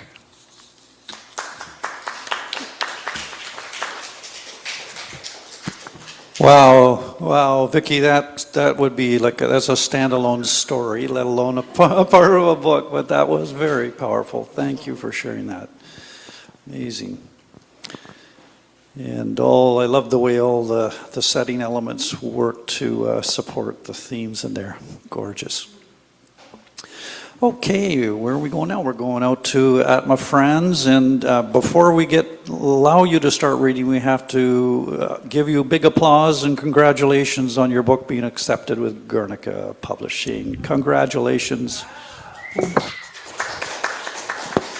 Thanks so much, and it's been really helpful in the past years to come here at Electric Mermaid, and especially you, Derek and Karl. I think about 6 months ago, you really pushed me and Kathy and David to start sending things out and get a book together. So thank you for that. We're so looking forward to when it comes out. Did they give you any kind of launch date yet? It's going to be 2028, so in 2 years from now. Okay. But I don't know spring or fall. I'll definitely will keep you posted, and I hope to do some kind of a book launch at the Electric Mermaid. Absolutely. We'll schedule you in for this the moment it's released. Yeah. Absolutely. Okay. But today I'm not reading poetry. I'm gonna read the opening of a story I'm working on, and it's part of a linked story collection that spans from the 60s till now. And this story is set in early 80s. I think it's about 5 minutes. Perfect. While Nick walked along the is my sound okay, or? It's fine. My internet cut out for a second there, but I'm back now. It's all good. Go ahead. Okay. While Nick walked along the fence bordering the park, a fine drizzle misted her hair. The large oaks glistened in the street light, and beyond them the lake lay black and still. She thought of the swans and ducks sleeping on the shore, heads stuck into their feathers. It would be nice and so much quicker to cut through the park, but here on the road there were crowds. This was the Jewish neighborhood of Antwerp, and even late in the evening and in bad weather there were people about, families with young children, mothers with strollers, and men in dark coats walking together, their round black fur hats covered with clear plastic. They didn't acknowledge her, yet nearly imperceptible made space to let her pass. She had considered this a mutual respect, this subtle dance of navigating a narrow sidewalk. But a few days ago, her friend Arthur had pointed out that it was only because she was a young woman. They're afraid you could have your period, he said. In their religion, you'd be unclean then and they can't touch you. He claimed that they didn't make the same allowances for him and instead barged into him, making him jump into the gutter. As if they don't see me. Maybe they don't, Nikki had thought. Arthur was slight and his energy was always pulled in as if he tried to take up minimal space. Yet now she wondered if there was some truth to his claim. If she needed help, would anybody actually come to her rescue? Either way, she enjoyed the presence of the other night walkers. In her hometown, the streets would be abandoned now, but for an occasional car hurrying home, the fine drops of rain lit up in its headlights. She loved this neighborhood with its park, grocery stores, cafes, and funky restaurants. Her quarter too, since yesterday. Her apartment was grimy. The floor scratched, the walls stained, the blue curtains faded. But the first time she saw it, sun fell in abundance through the dirt-streaked windows, and she had a vision how gorgeous a space could be. Even though she was only 20 and worked part-time, she could afford it. This was the 80s and rent was cheap. I can recover its beauty, she thought, and took it on the spot. Her first apartment. Yesterday, she had moved in with the bare minimum. It felt adventurous to camp out in the empty rooms. And instead of sitting on the bus for an hour, she could now walk home from the Kippling, the small theater that showed retrospectives. Fellini this time. Her best friend Isabel had moved to Brussels to attend law school, and all her other old friends preferred to watch recent releases at their town's movie theater. She had gone alone expecting to run into Arthur. He rarely missed a showing of a classic. What would he have said about La Strada? He always had interesting insights, pointing out details she had missed without making her feel stupid. She had met Arthur at the hair salon she worked at. On Saturdays, he accompanied his grandmother Sidonie and waited around while her hair was being done.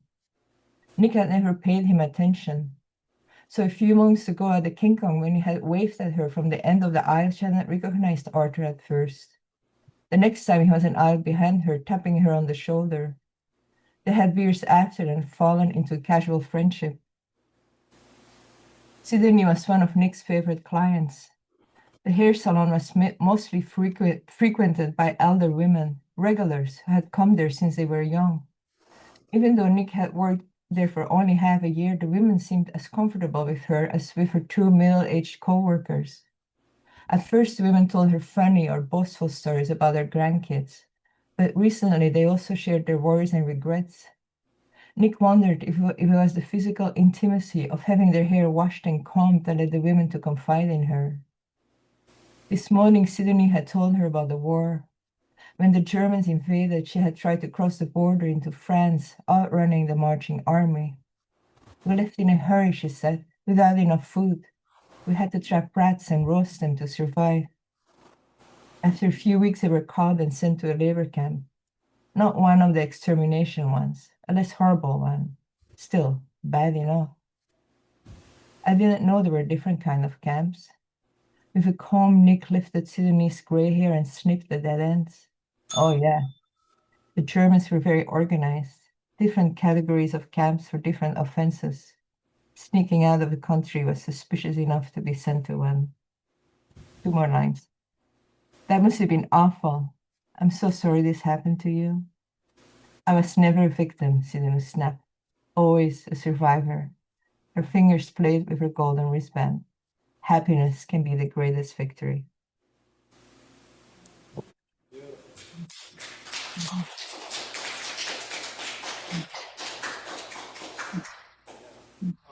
Love that last line, especially Atma, that powerful story. Beautiful. Thank you for sharing that. Thank you. Okay. All right. We're staying over there on the Sunshine Coast, and David Kippling is our next reader. Moving Kathleen over on the couch. Turning the camera to face you. Good evening, David. Hi. How are you? Well, yes, it's tough. Writing is tough. Writing's lovely, but getting something to write is hell. So, but I found a way around it. So here we go.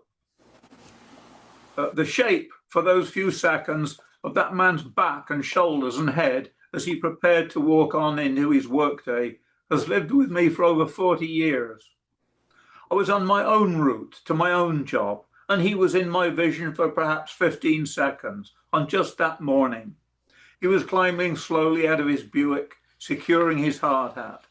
He carefully set his thermos flask and lunch pail on the car's roof and slowly worked his neck and shoulders inside the high-vis vest. On the sprawling and dismantled corner of Vancouver's Main Street and Terminal Avenue, old brick buildings were being demolished piecemeal, and large new steel-framed warehouses were growing up behind the ruins, all except the enduring Fontile Corporation edifice, eternally selling imported tiles. And I pass that site every morning, insulated from the traffic's bustle, sitting inside the bus I took to work. The man was a construction foreman or maybe the site supervisor.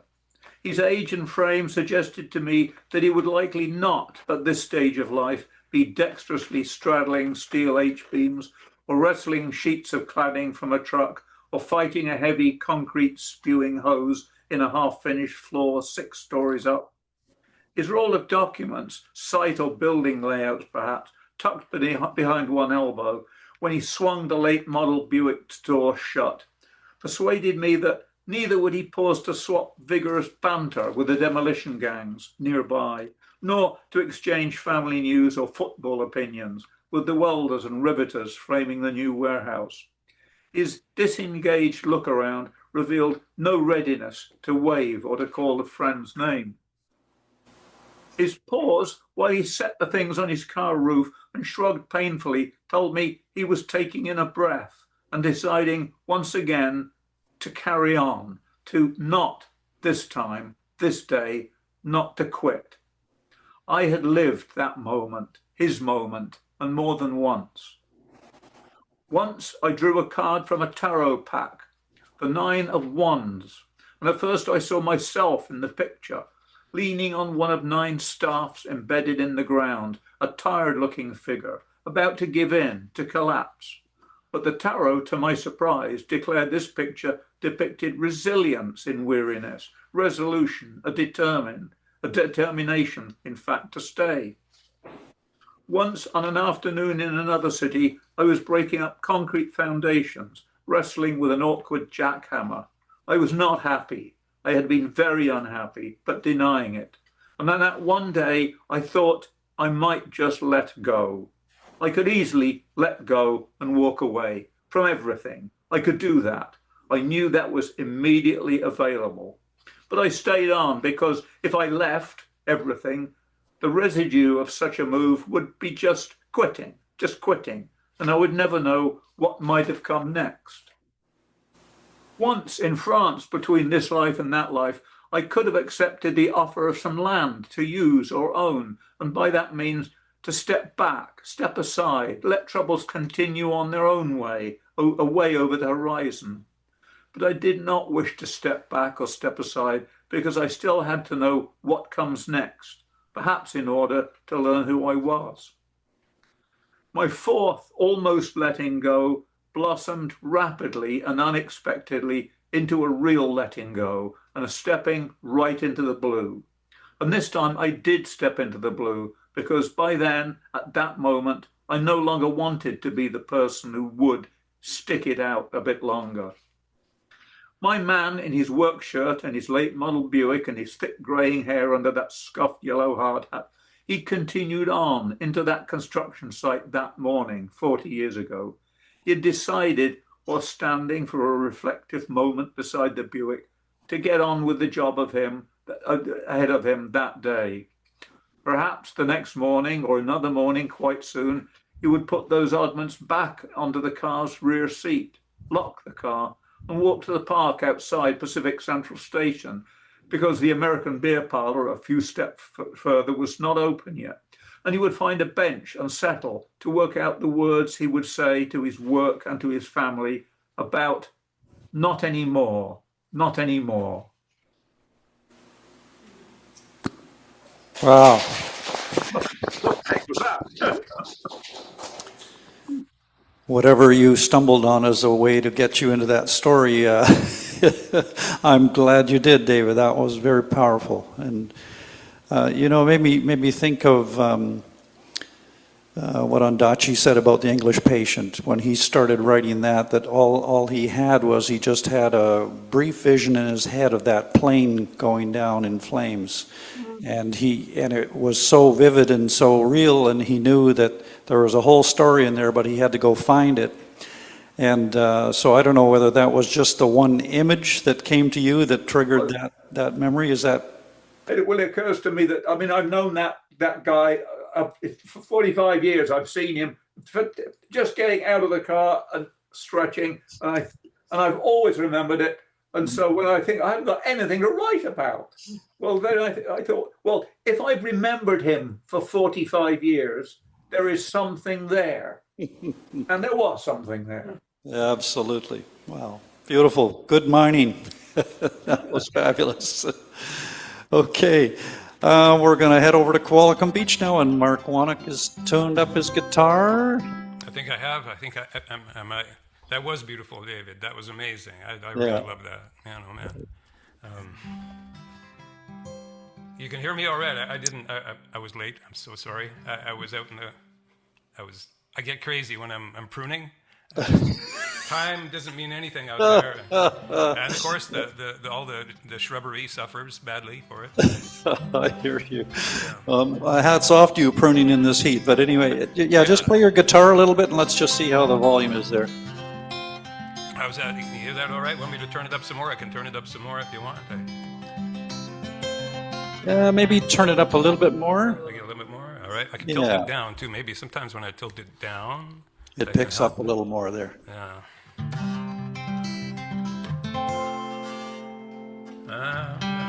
Maybe there. Maybe that's not too much. Well, that sounds perfect here. How is it out in Zoomland for the others? Are we okay? We're okay. It's giving me 2 thumbs up. All right. This town looks so familiar with all the expected parts. There's a Goodwill and a landfill and plenty of shopping carts. And it must be Sunday, 'cause the streets are dead and all. And every parking space is taken down at the mall. There is no end to what you get down at the mall. A nice pair of shoes wrapped up with the meaning of it all. And if you got the credit, then that's about all. You can be one of many down at the mall. Well, it's nice in here. There's trees and a real park bench. If the mannequins weren't so busy, I'm sure we could be friends. And all the stores are smiling through the empty eyes of their clerks, calling out names of film stars who are hiking up their skirts. There is no end to what you get down at the mall.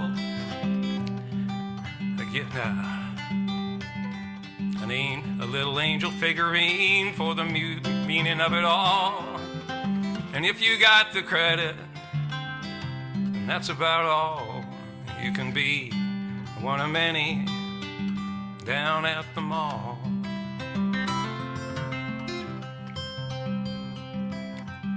Polly bought a microwave, Steve bought a bed. Eddie got so excited, he bought the farm instead. And everything's on sale, it's all 2 for $1, which is good 'cause you need the second when the first one's broken down. There is no end to what you get down at the mall. A gift certificate for the meaning of it all. And if you got the credit, that's about all. You can be one of many down at the mall. I bought a paint by number set, but it was hard to follow along. I bought some knives guaranteed for life, they didn't last that long. I bought a rhyming dictionary just as a little treat. Get debt, regret, circumspect, I wonder what that means. There is no end to what you get down at the mall. A book on simple living wrapped up with the meaning of it all. And if you got the credit, that's about all. You can be one of many down at the mall. I bet all the rich folks do it, or maybe they hire out. I'm shopping for what I didn't know that I didn't know that I needed now. I'm getting all kinds of new stuff, though some of it looks worn. But cool is old, and old is torn. There is no end to what you get down at the mall. A new sport coat wrapped up with the meaning of it all. And if you got the credit, that's about all. You can be one of many down at the mall. This town looks so familiar with all the expected parts. There's a Goodwill and a landfill and plenty of shopping carts. And it must be Sunday, 'cause the streets are dead and all. Every parking space is taken down at the mall.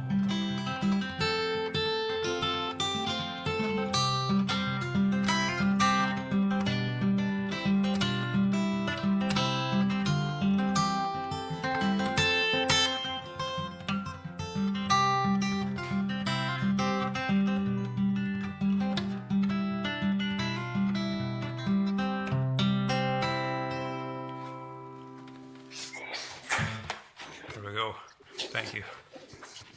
Wow. Very good. That was brilliant, Mark. Is that a new song then, or is that one of your older ones? It's an older one. It's from way back in the. I was out there thinking, what the heck am I going to play here? I hadn't really thought this through, and my hands are all sticky, so I thought this is easier to play.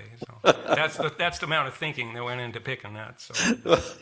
Well, I think a lot more thinking went into making that song, though. That was pretty profound. Thanks very much. Yeah, that was fabulous. Thank you.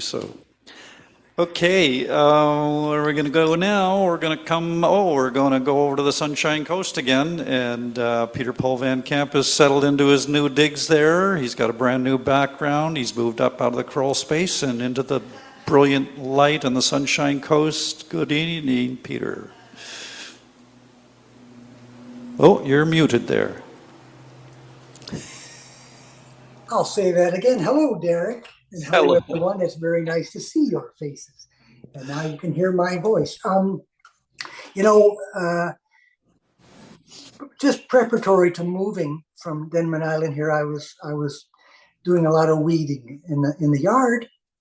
And I got to thinking about my great-grandfather, H.B. Denser. And this piece, which is brand new, is written in his voice. That's all I can think to say about it. He'd probably call this, "Darned if I ain't getting sore, what is mankind toiling for?" When I'm gone, then I reckon they can have the place, sprout up and bloom and go to seed, take the whole yard over and the parlor and pantry and the spare room too, if that's what they need. Get up on the roof and root and holler till the cows toddle home.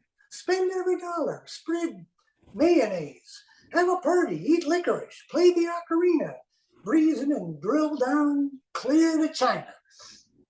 Dandelions I'm talking of. Blame things anyhow. Oh, I know. People eat them. Salads and fritters, and they're supposed to be delicious. But they give me the fits. They give me the jitters. When there's hundreds of them staring at you, swole up and yellow. What's it to them how they look to a fellow? Yeah, blast them. Now, see here, man and boy, I've grubbed my share, and then some, and plenty to spare. Maybe your share too. Where were you last night? But all right, I've decided. Here's what I'll do.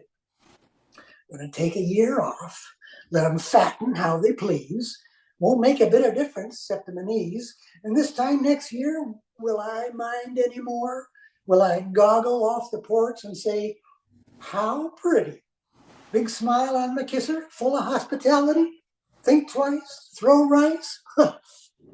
We'll see. Be nice. But I doubt it. In any case, to repeat what I started out saying, when I'm darn good and gone, they can take the whole place. Dig in, you're welcome, make yourself to home. You won't devil me like you done all along, and it ain't that I'm lazy.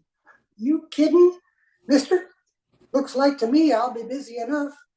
I'll be the one pushing up the dead darn daisies.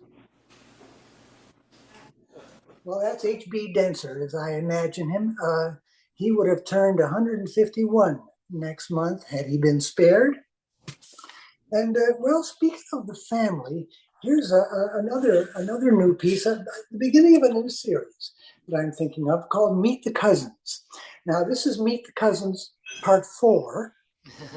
And I'll speak about that just at the end, the Part 4 part. Benny was the one to watch out for. But of course, the whole family looked pretty much alike. They all took after Aunt Minnie, not Benny, except the coloring would vary. Benny had hazel eyes and dark hair, and Henry had bright blue eyes with lemony hair, and Lena was Benny's coloring. Lena had dark eyes, and Minnie had the hazel eyes like Benny. Uncle Jimmy had dark eyes. Benny and Lena got Jimmy's coloring, except for the eyes. But they all dressed different anyway, so you could tell them apart easy. And you could hear them coming from a mile off, rootin' and tootin' all the way. Once they got close, it was too late to pull the shades and lock the doors. That wouldn't keep them out at all. So you might as well just brace yourself. End part 4. I wrote that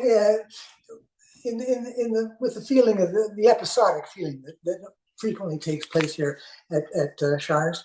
And also I should just add, in the spirit of never put off until tomorrow, which you can put off until the day after tomorrow, I have yet to write parts 1, 2, or 3, but it seemed like a good way to come in on the cousins, and as good a way as any to exit for this evening. So I thank you for bearing with me, and thank you very much.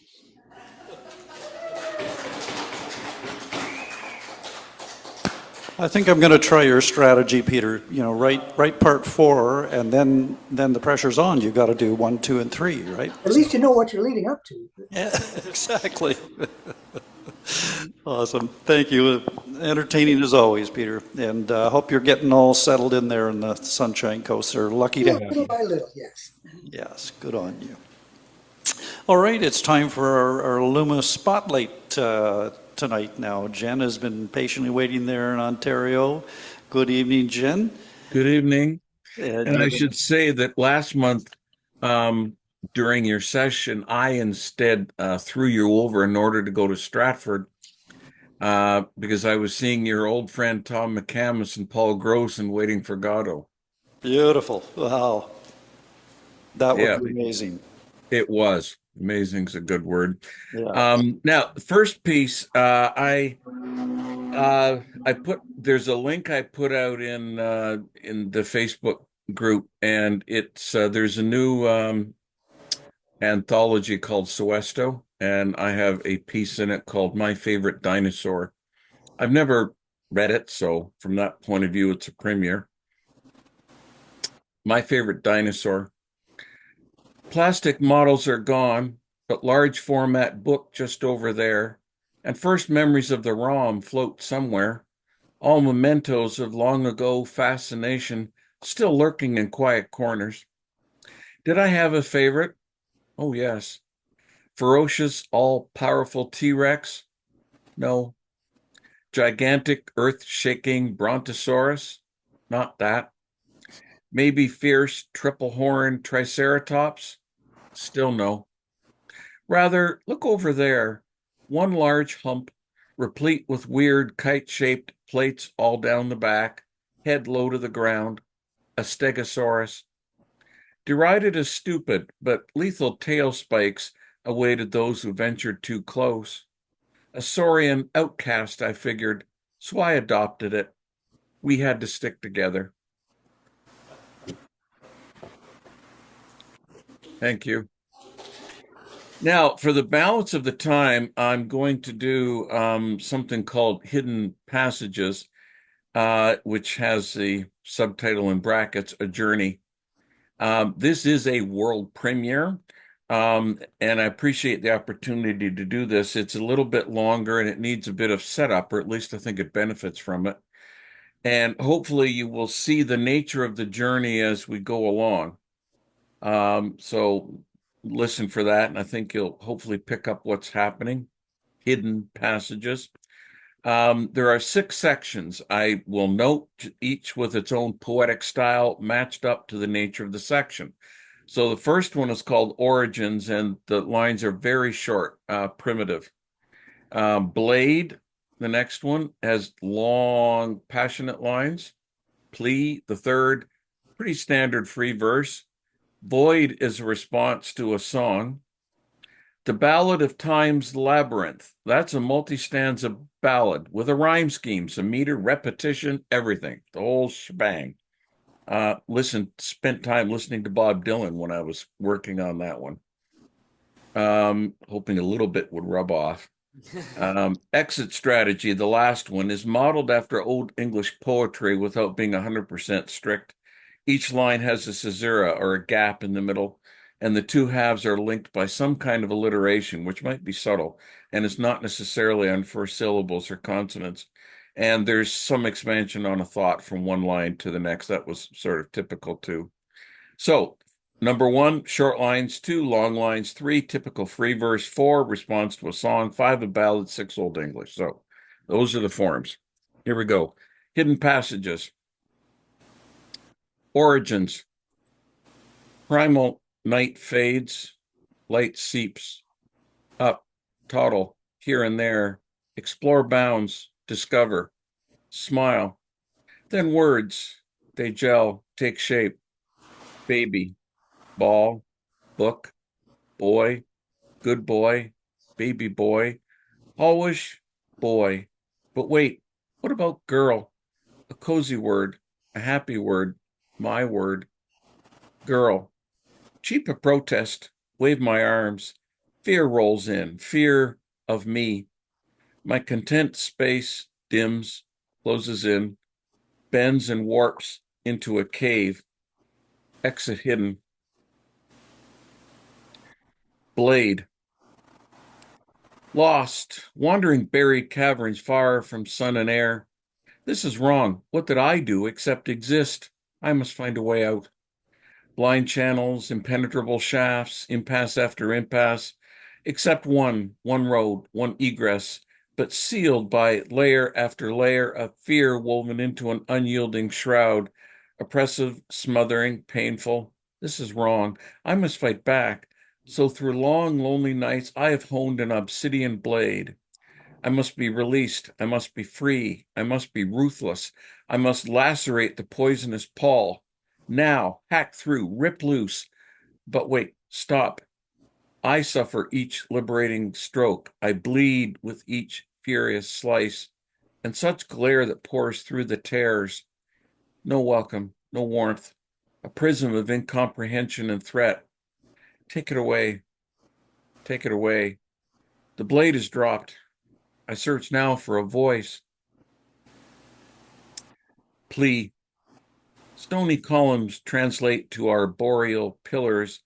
Crystalline chandeliers become leafy canopy. Rage subdued, I quest again for freedom.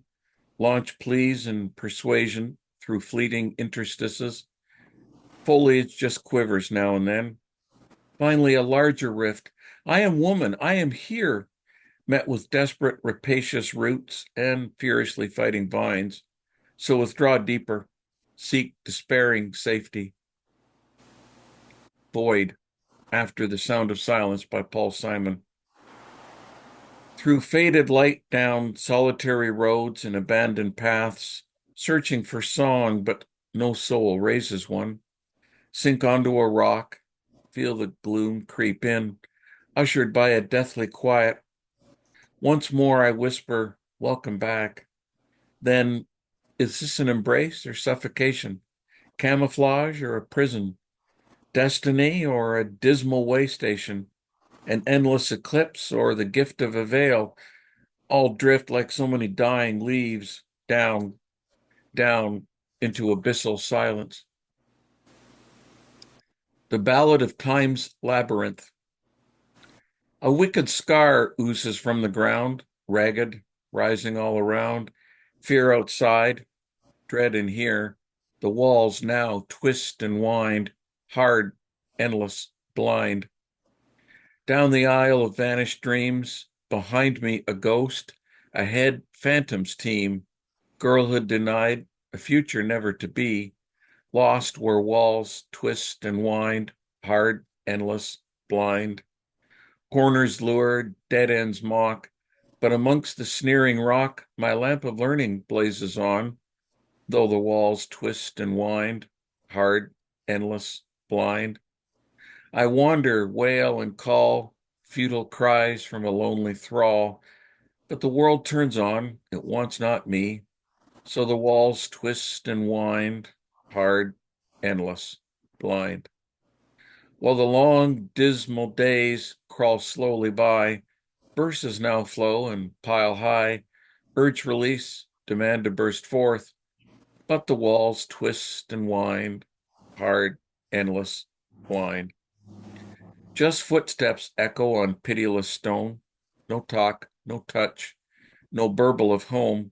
Abandoned and bereft, a solitary midst walls that twist and wind, hard, endless, blind. A shift in the air, in hue of rocky veneer. He is tired, my time finally draws near. Theirs will come to a close, these walls that twist and wind, hard, endless, blind. And finally, exit strategy. The ramps are high, towering and wide, barricades for the world, barriers that impound. The labyrinth is a tomb, sepulchral and bleak. I must be released. I must live at last.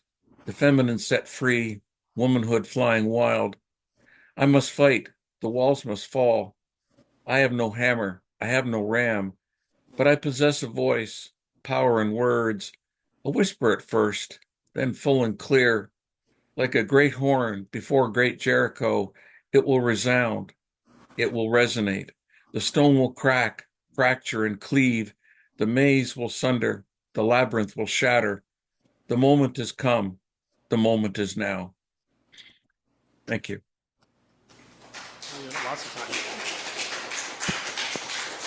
Beautiful, beautiful, Jim. Thank you so much for sharing those. And form is an extension of content.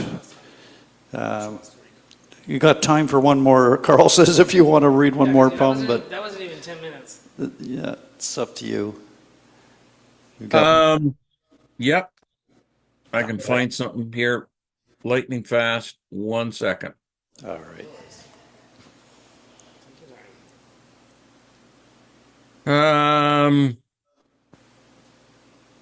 Let's do this. It's a bird poem. Perfect. This one is called Crows, and in the next book that I'm forming, which has kind of a theme and Hidden Passages fits into it really well, there's going to be a section called Avian Allegories. And crows is one of the pieces there. Well, Vincent pictured you patrolling a wheat field's path to a menacing storm. Here, when seen, your iridescent black looms high in the oaks, call like a hoarse thunderclap, keen, lurking intelligence, always adapting, always watching lesser beings below, always vigilant for something you deem out of place, always ready to form a homicidal Hitchcockian mob to drive out any larger, nobler, winged spirit hunting for sustenance. Your domain is for corvid rationality. That's crows.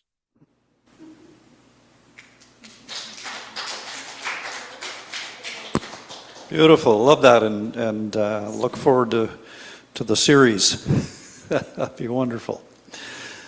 Okay, thank you so much, Jen, for taking on a Luma Spotlight tonight and sharing those powerful poems. As in the comments, very, very powerful poems, says Kathleen, and it was indeed. Thank you. It's nice to have the time to do something that takes over 5 minutes. Yeah, absolutely. And it's a good reminder to everyone out there in Zoomland, you know, if you've got something going a little longer or whatever, just get a hold of Karl there. He's pretty flexible, and he'll shoot you a little extra time if needed. So it's always good to stretch your wings a bit wider, right? Okay, we're going to come back in-house now, and Robbie Van is next up. Going to share some of her works of wisdom in prose or poetry or song. We never know which, and often a blend of all three.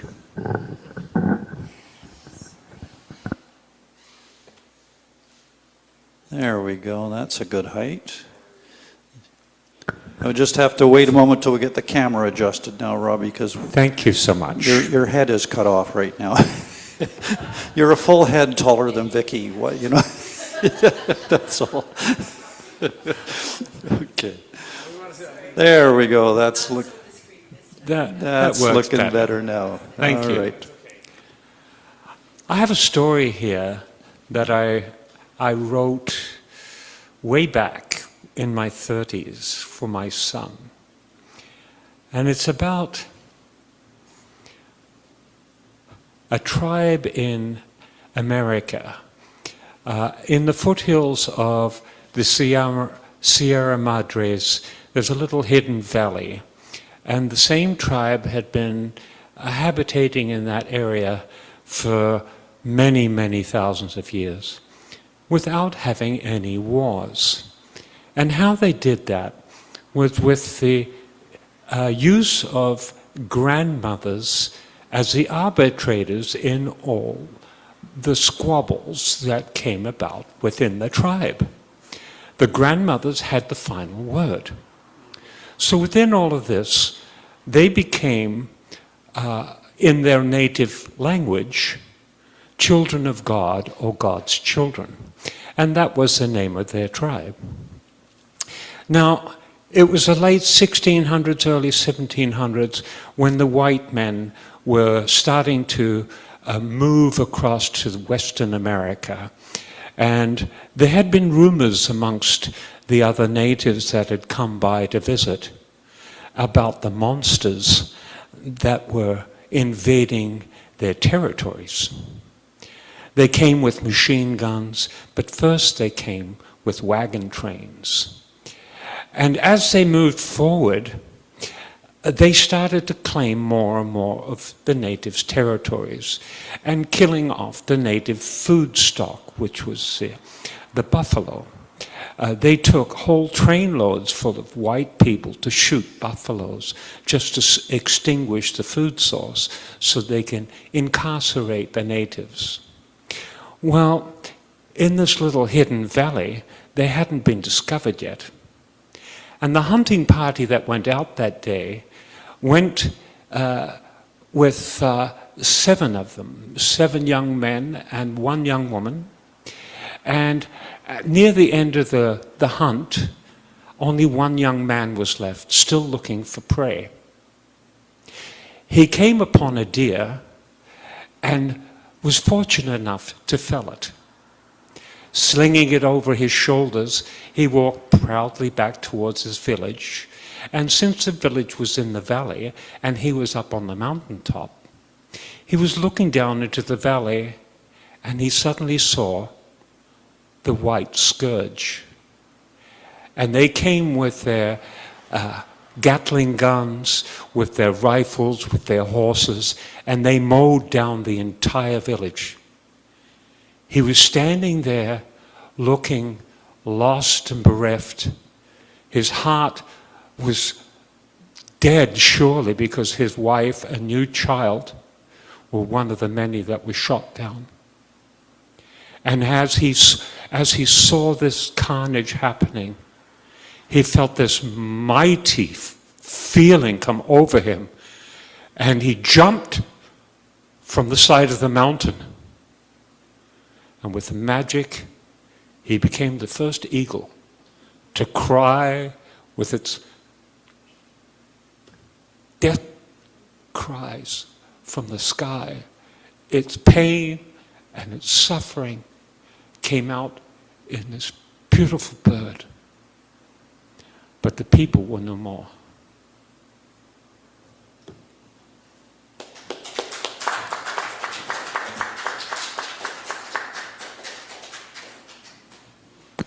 Oh, thank you, Robbie. That was powerful. That was moving. Karl, have we got everybody else? Everybody's done? Okay. All right, I'm going to just jump up and share a little piece of a story from the podium.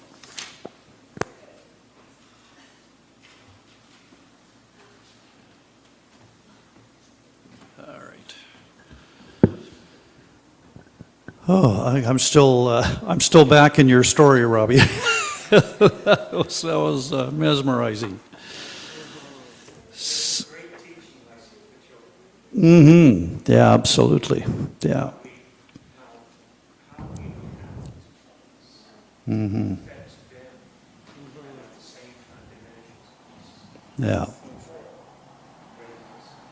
Yeah. Robbie's saying that it's a great teaching for children to see from that story, you know, how we react to others and how we can transform or not in the face of disaster. Yeah. Mm-hmm. Yeah. So to embody the goodness in all of us rather than to bury it. Yes, very true. Okay, this is a little piece of the Floyd and Mary story that I've been sharing from Newfoundland. And this is the last piece that I read, I guess 2 months ago now, was the Floyd's Last Christmas, when Jamie and Gladys have come home from Fort McMurray and to Newfoundland, and Floyd and Mary, Mary brings them from the airport. And this little piece is getting inserted the next day after they've arrived, when they're sitting around the breakfast table. I don't know if you remember, and Floyd started talking about his NDE experience and things like that. So this is just before he gets to the NDE.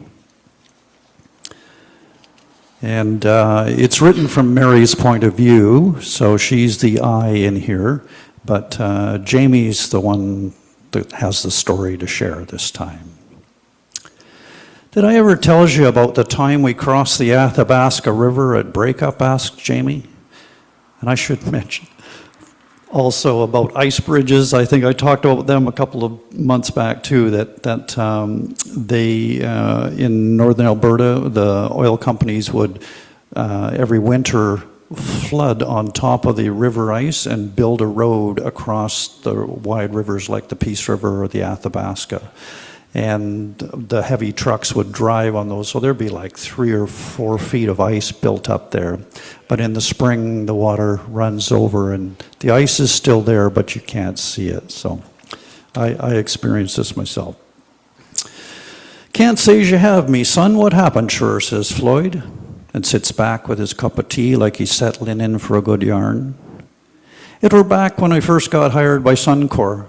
Was working seismic then with a crew of boys from home here. We was mapping a big chunk of land just south of Fort Chip and had one good day of work left. Of course, we goes to the bar the night before to celebrate the end before we reached it. When we went in, it were minus 25 outside, and when we come out after last call, she were plus 10 and blowing a Chinook. We was right tangly, so we never thought then about the ice bridge. But when we gets there the next morning, the snow melt were running over the ice. Couldn't see the bridge underneath for love nor money. I'd have turned around right then, says Floyd. We would have too, says James, except it were late in the season and might have been then or next year, sure. I was riding shotgun in a 4x4 with Tommy Banks from Torbay. And seeing we was lighter than the thumper truck or the recorder, foreman says, we gots to go first while they waits on the shore. If we makes it over okay, then they'll take their chances and come where we're to. Didn't want to risk losing those expensive big trucks with all their fancy gear, sure, says Floyd. And got that right, Pops. Me and Tommy, on the other hand, was expendable. I looks at Tommy when we gets back in the truck and says, I vote we call it a day and go back to the bar. Oh, you townies, says Tom. You're all a bunch of sooks. I've been looking death in the face since the first time me father took me out to sea at 7. Then he looks at me through them black-rimmed glasses he wore, what made his dark eyes look like big cow's eyes, and for half a second, sure, I swore I could see the cold Atlantic in there rolling under a black sky. Then he started the truck, powered down his window, and pointed our nose for the ramp on the far side of the river. The seatbelt signal started dinging, but he left it off, and I undid me own and got the window down, ready to bail out at the first crack of the ice below the water. If we goes down, saves yourself, boy. I can't swim a stroke, Tommy says, matter of fact like. All I'm thinking is all the swimming strokes in the world won't do us no good under the ice with the whole weight of the Athabasca River pushing us away from the hole we break through. We starts driving then, and I got both ears straining to hear the slightest creak or groan of the ice beneath us. But all I hear is the wash of the water against our wheels and the steady hum of that Dodge 4x4 motor carrying us to our death. Tommy gets a small smile on his face then and starts singing under his breath. Some old song about two fishermen lost at sea for days before some merchant boat from Quebec shows up and plucks them from their dory. I knows that one, says Floyd. It's the Flemings from Torbay shore. Likely was, says Jamie. All's I know was I never felt so far from home, and I said to myself in that moment, I can't dies out here in the Alberta bush. I mean, if we goes down, there'll be no songs sung about us. We might be a small article in the Fort McMurray today, but by the end of the week, sure, we'd be last year's news. Oh, I don't know, says Gladys. I'd bet you'd made last page in the Monday Telly here in St. John's. It's not often Gladys tries taking her eyes out of her brother, but he's not biting anyway. I can see he's still back in that truck and not leaving till he gets himself and alls of us on the other side, sure. It were some strange what happened then, says Jamie. I were looking out at the sky and them trees on the far side and that cold, cold water running out of the truck. And for the first time in my life, I could see how much they all didn't care about two young boys from Newfoundland. Whether we lived or died weren't more to them than clouds passing by, sure. True that, me son, says Floyd. Jamie takes a long drink of his tea then before he says, it were like all me life, I thought the world had me arse covered, and all of a sudden I felt some stupid for ever thinking the impossible. Comes down to it, we're all just stories with a beginning, a middle, and an end. Some short, some long, some in between. Just stories told round a fire somewhere to pass the night. He stops then and stares off into space for a few minutes. I was looking at Floyd thinking this is the last thing he needs to be hearing now, sure, but he looks calm enough for all of us. I wants to say something to shut Jamie up, but before as I can, he starts talking again. When we finally reached the far side and felt our tires touch solid ground, it were like somebody got left behind on the other shore. Some other Jamie. Tommy quit singing then and offered me a smoke, and I took one even though I don't smoke, and he knew that. After he lit us both up, he looked me up and down and said, you done good, me boy, for a townie. That's when I hears the black raven chuckling up in the poplars above us. They're some big, them Alberta ravens, always hanging around, hoping for scraps or roadkill. I could have swore he were laughing at us. Two noofs, always celebrating too soon, trying to forget the fact we was going to have to drive back over that damn ice bridge again at the end of the day.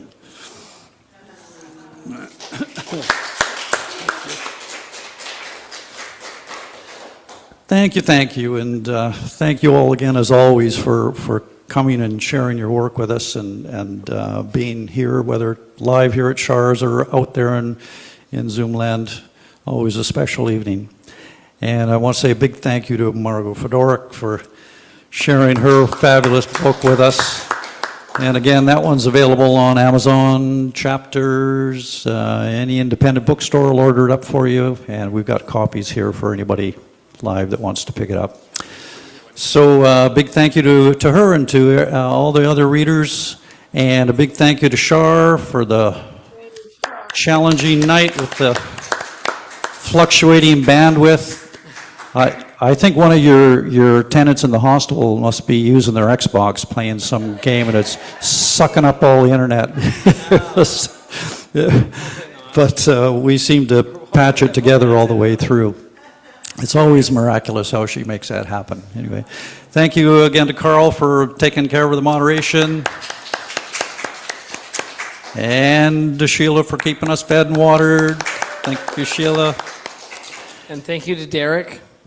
Thank you, Karl. My pleasure as always. And remind me of who's our featured reader next month. Mary Murphy from Courtney, BC. Mary Murphy's coming from Courtney, and who knows, maybe she'll be nice like Margot and come and be here in person. Be wonderful. I think she is So, going to come in person. Yeah.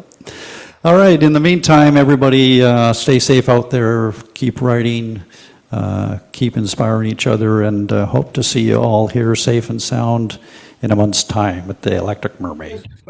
Good night. No, or is she outside? Stay cool, everybody. Oh, because it's nighttime. No, it's nighttime. It's still Yeah. probably sun never ask her. sets in Hamburg. Ask Leslie, are you outside? No, I'm in the Wintergarten. You know, Oh, okay. So it's almost like outside. And I it's thought, night, oh, right? we've been not long. It's now daylight. But this is the time of year with the long day, so it's already light outside, and it's still light at like 10:30 at night. Yeah. Wow. Oh, we don't Okay, get well, sunset till Good night. 9:30. Good night. See you next month. All right. I guess we're getting the rush now. No, I just. All right. Goodbye. It was nice seeing everybody. It was indeed. You all take care out there. See you next month. Y'all come back now. Yeah, y'all come back now. You hear? I can't. Good night, Char. Good night. Oh, wow. Very good. All right. Now we got to go. I don't know. Bye. I have the. Who? Oh, I can't remember what she said. Oh, that Lesli had. Yeah, I think she said she moved. No, I think she just moved into a different room. Was it outside? No. She said it was inside, but it was maybe like a courtyard or something. I don't know. It definitely looked like it was outside. Yeah, so did I.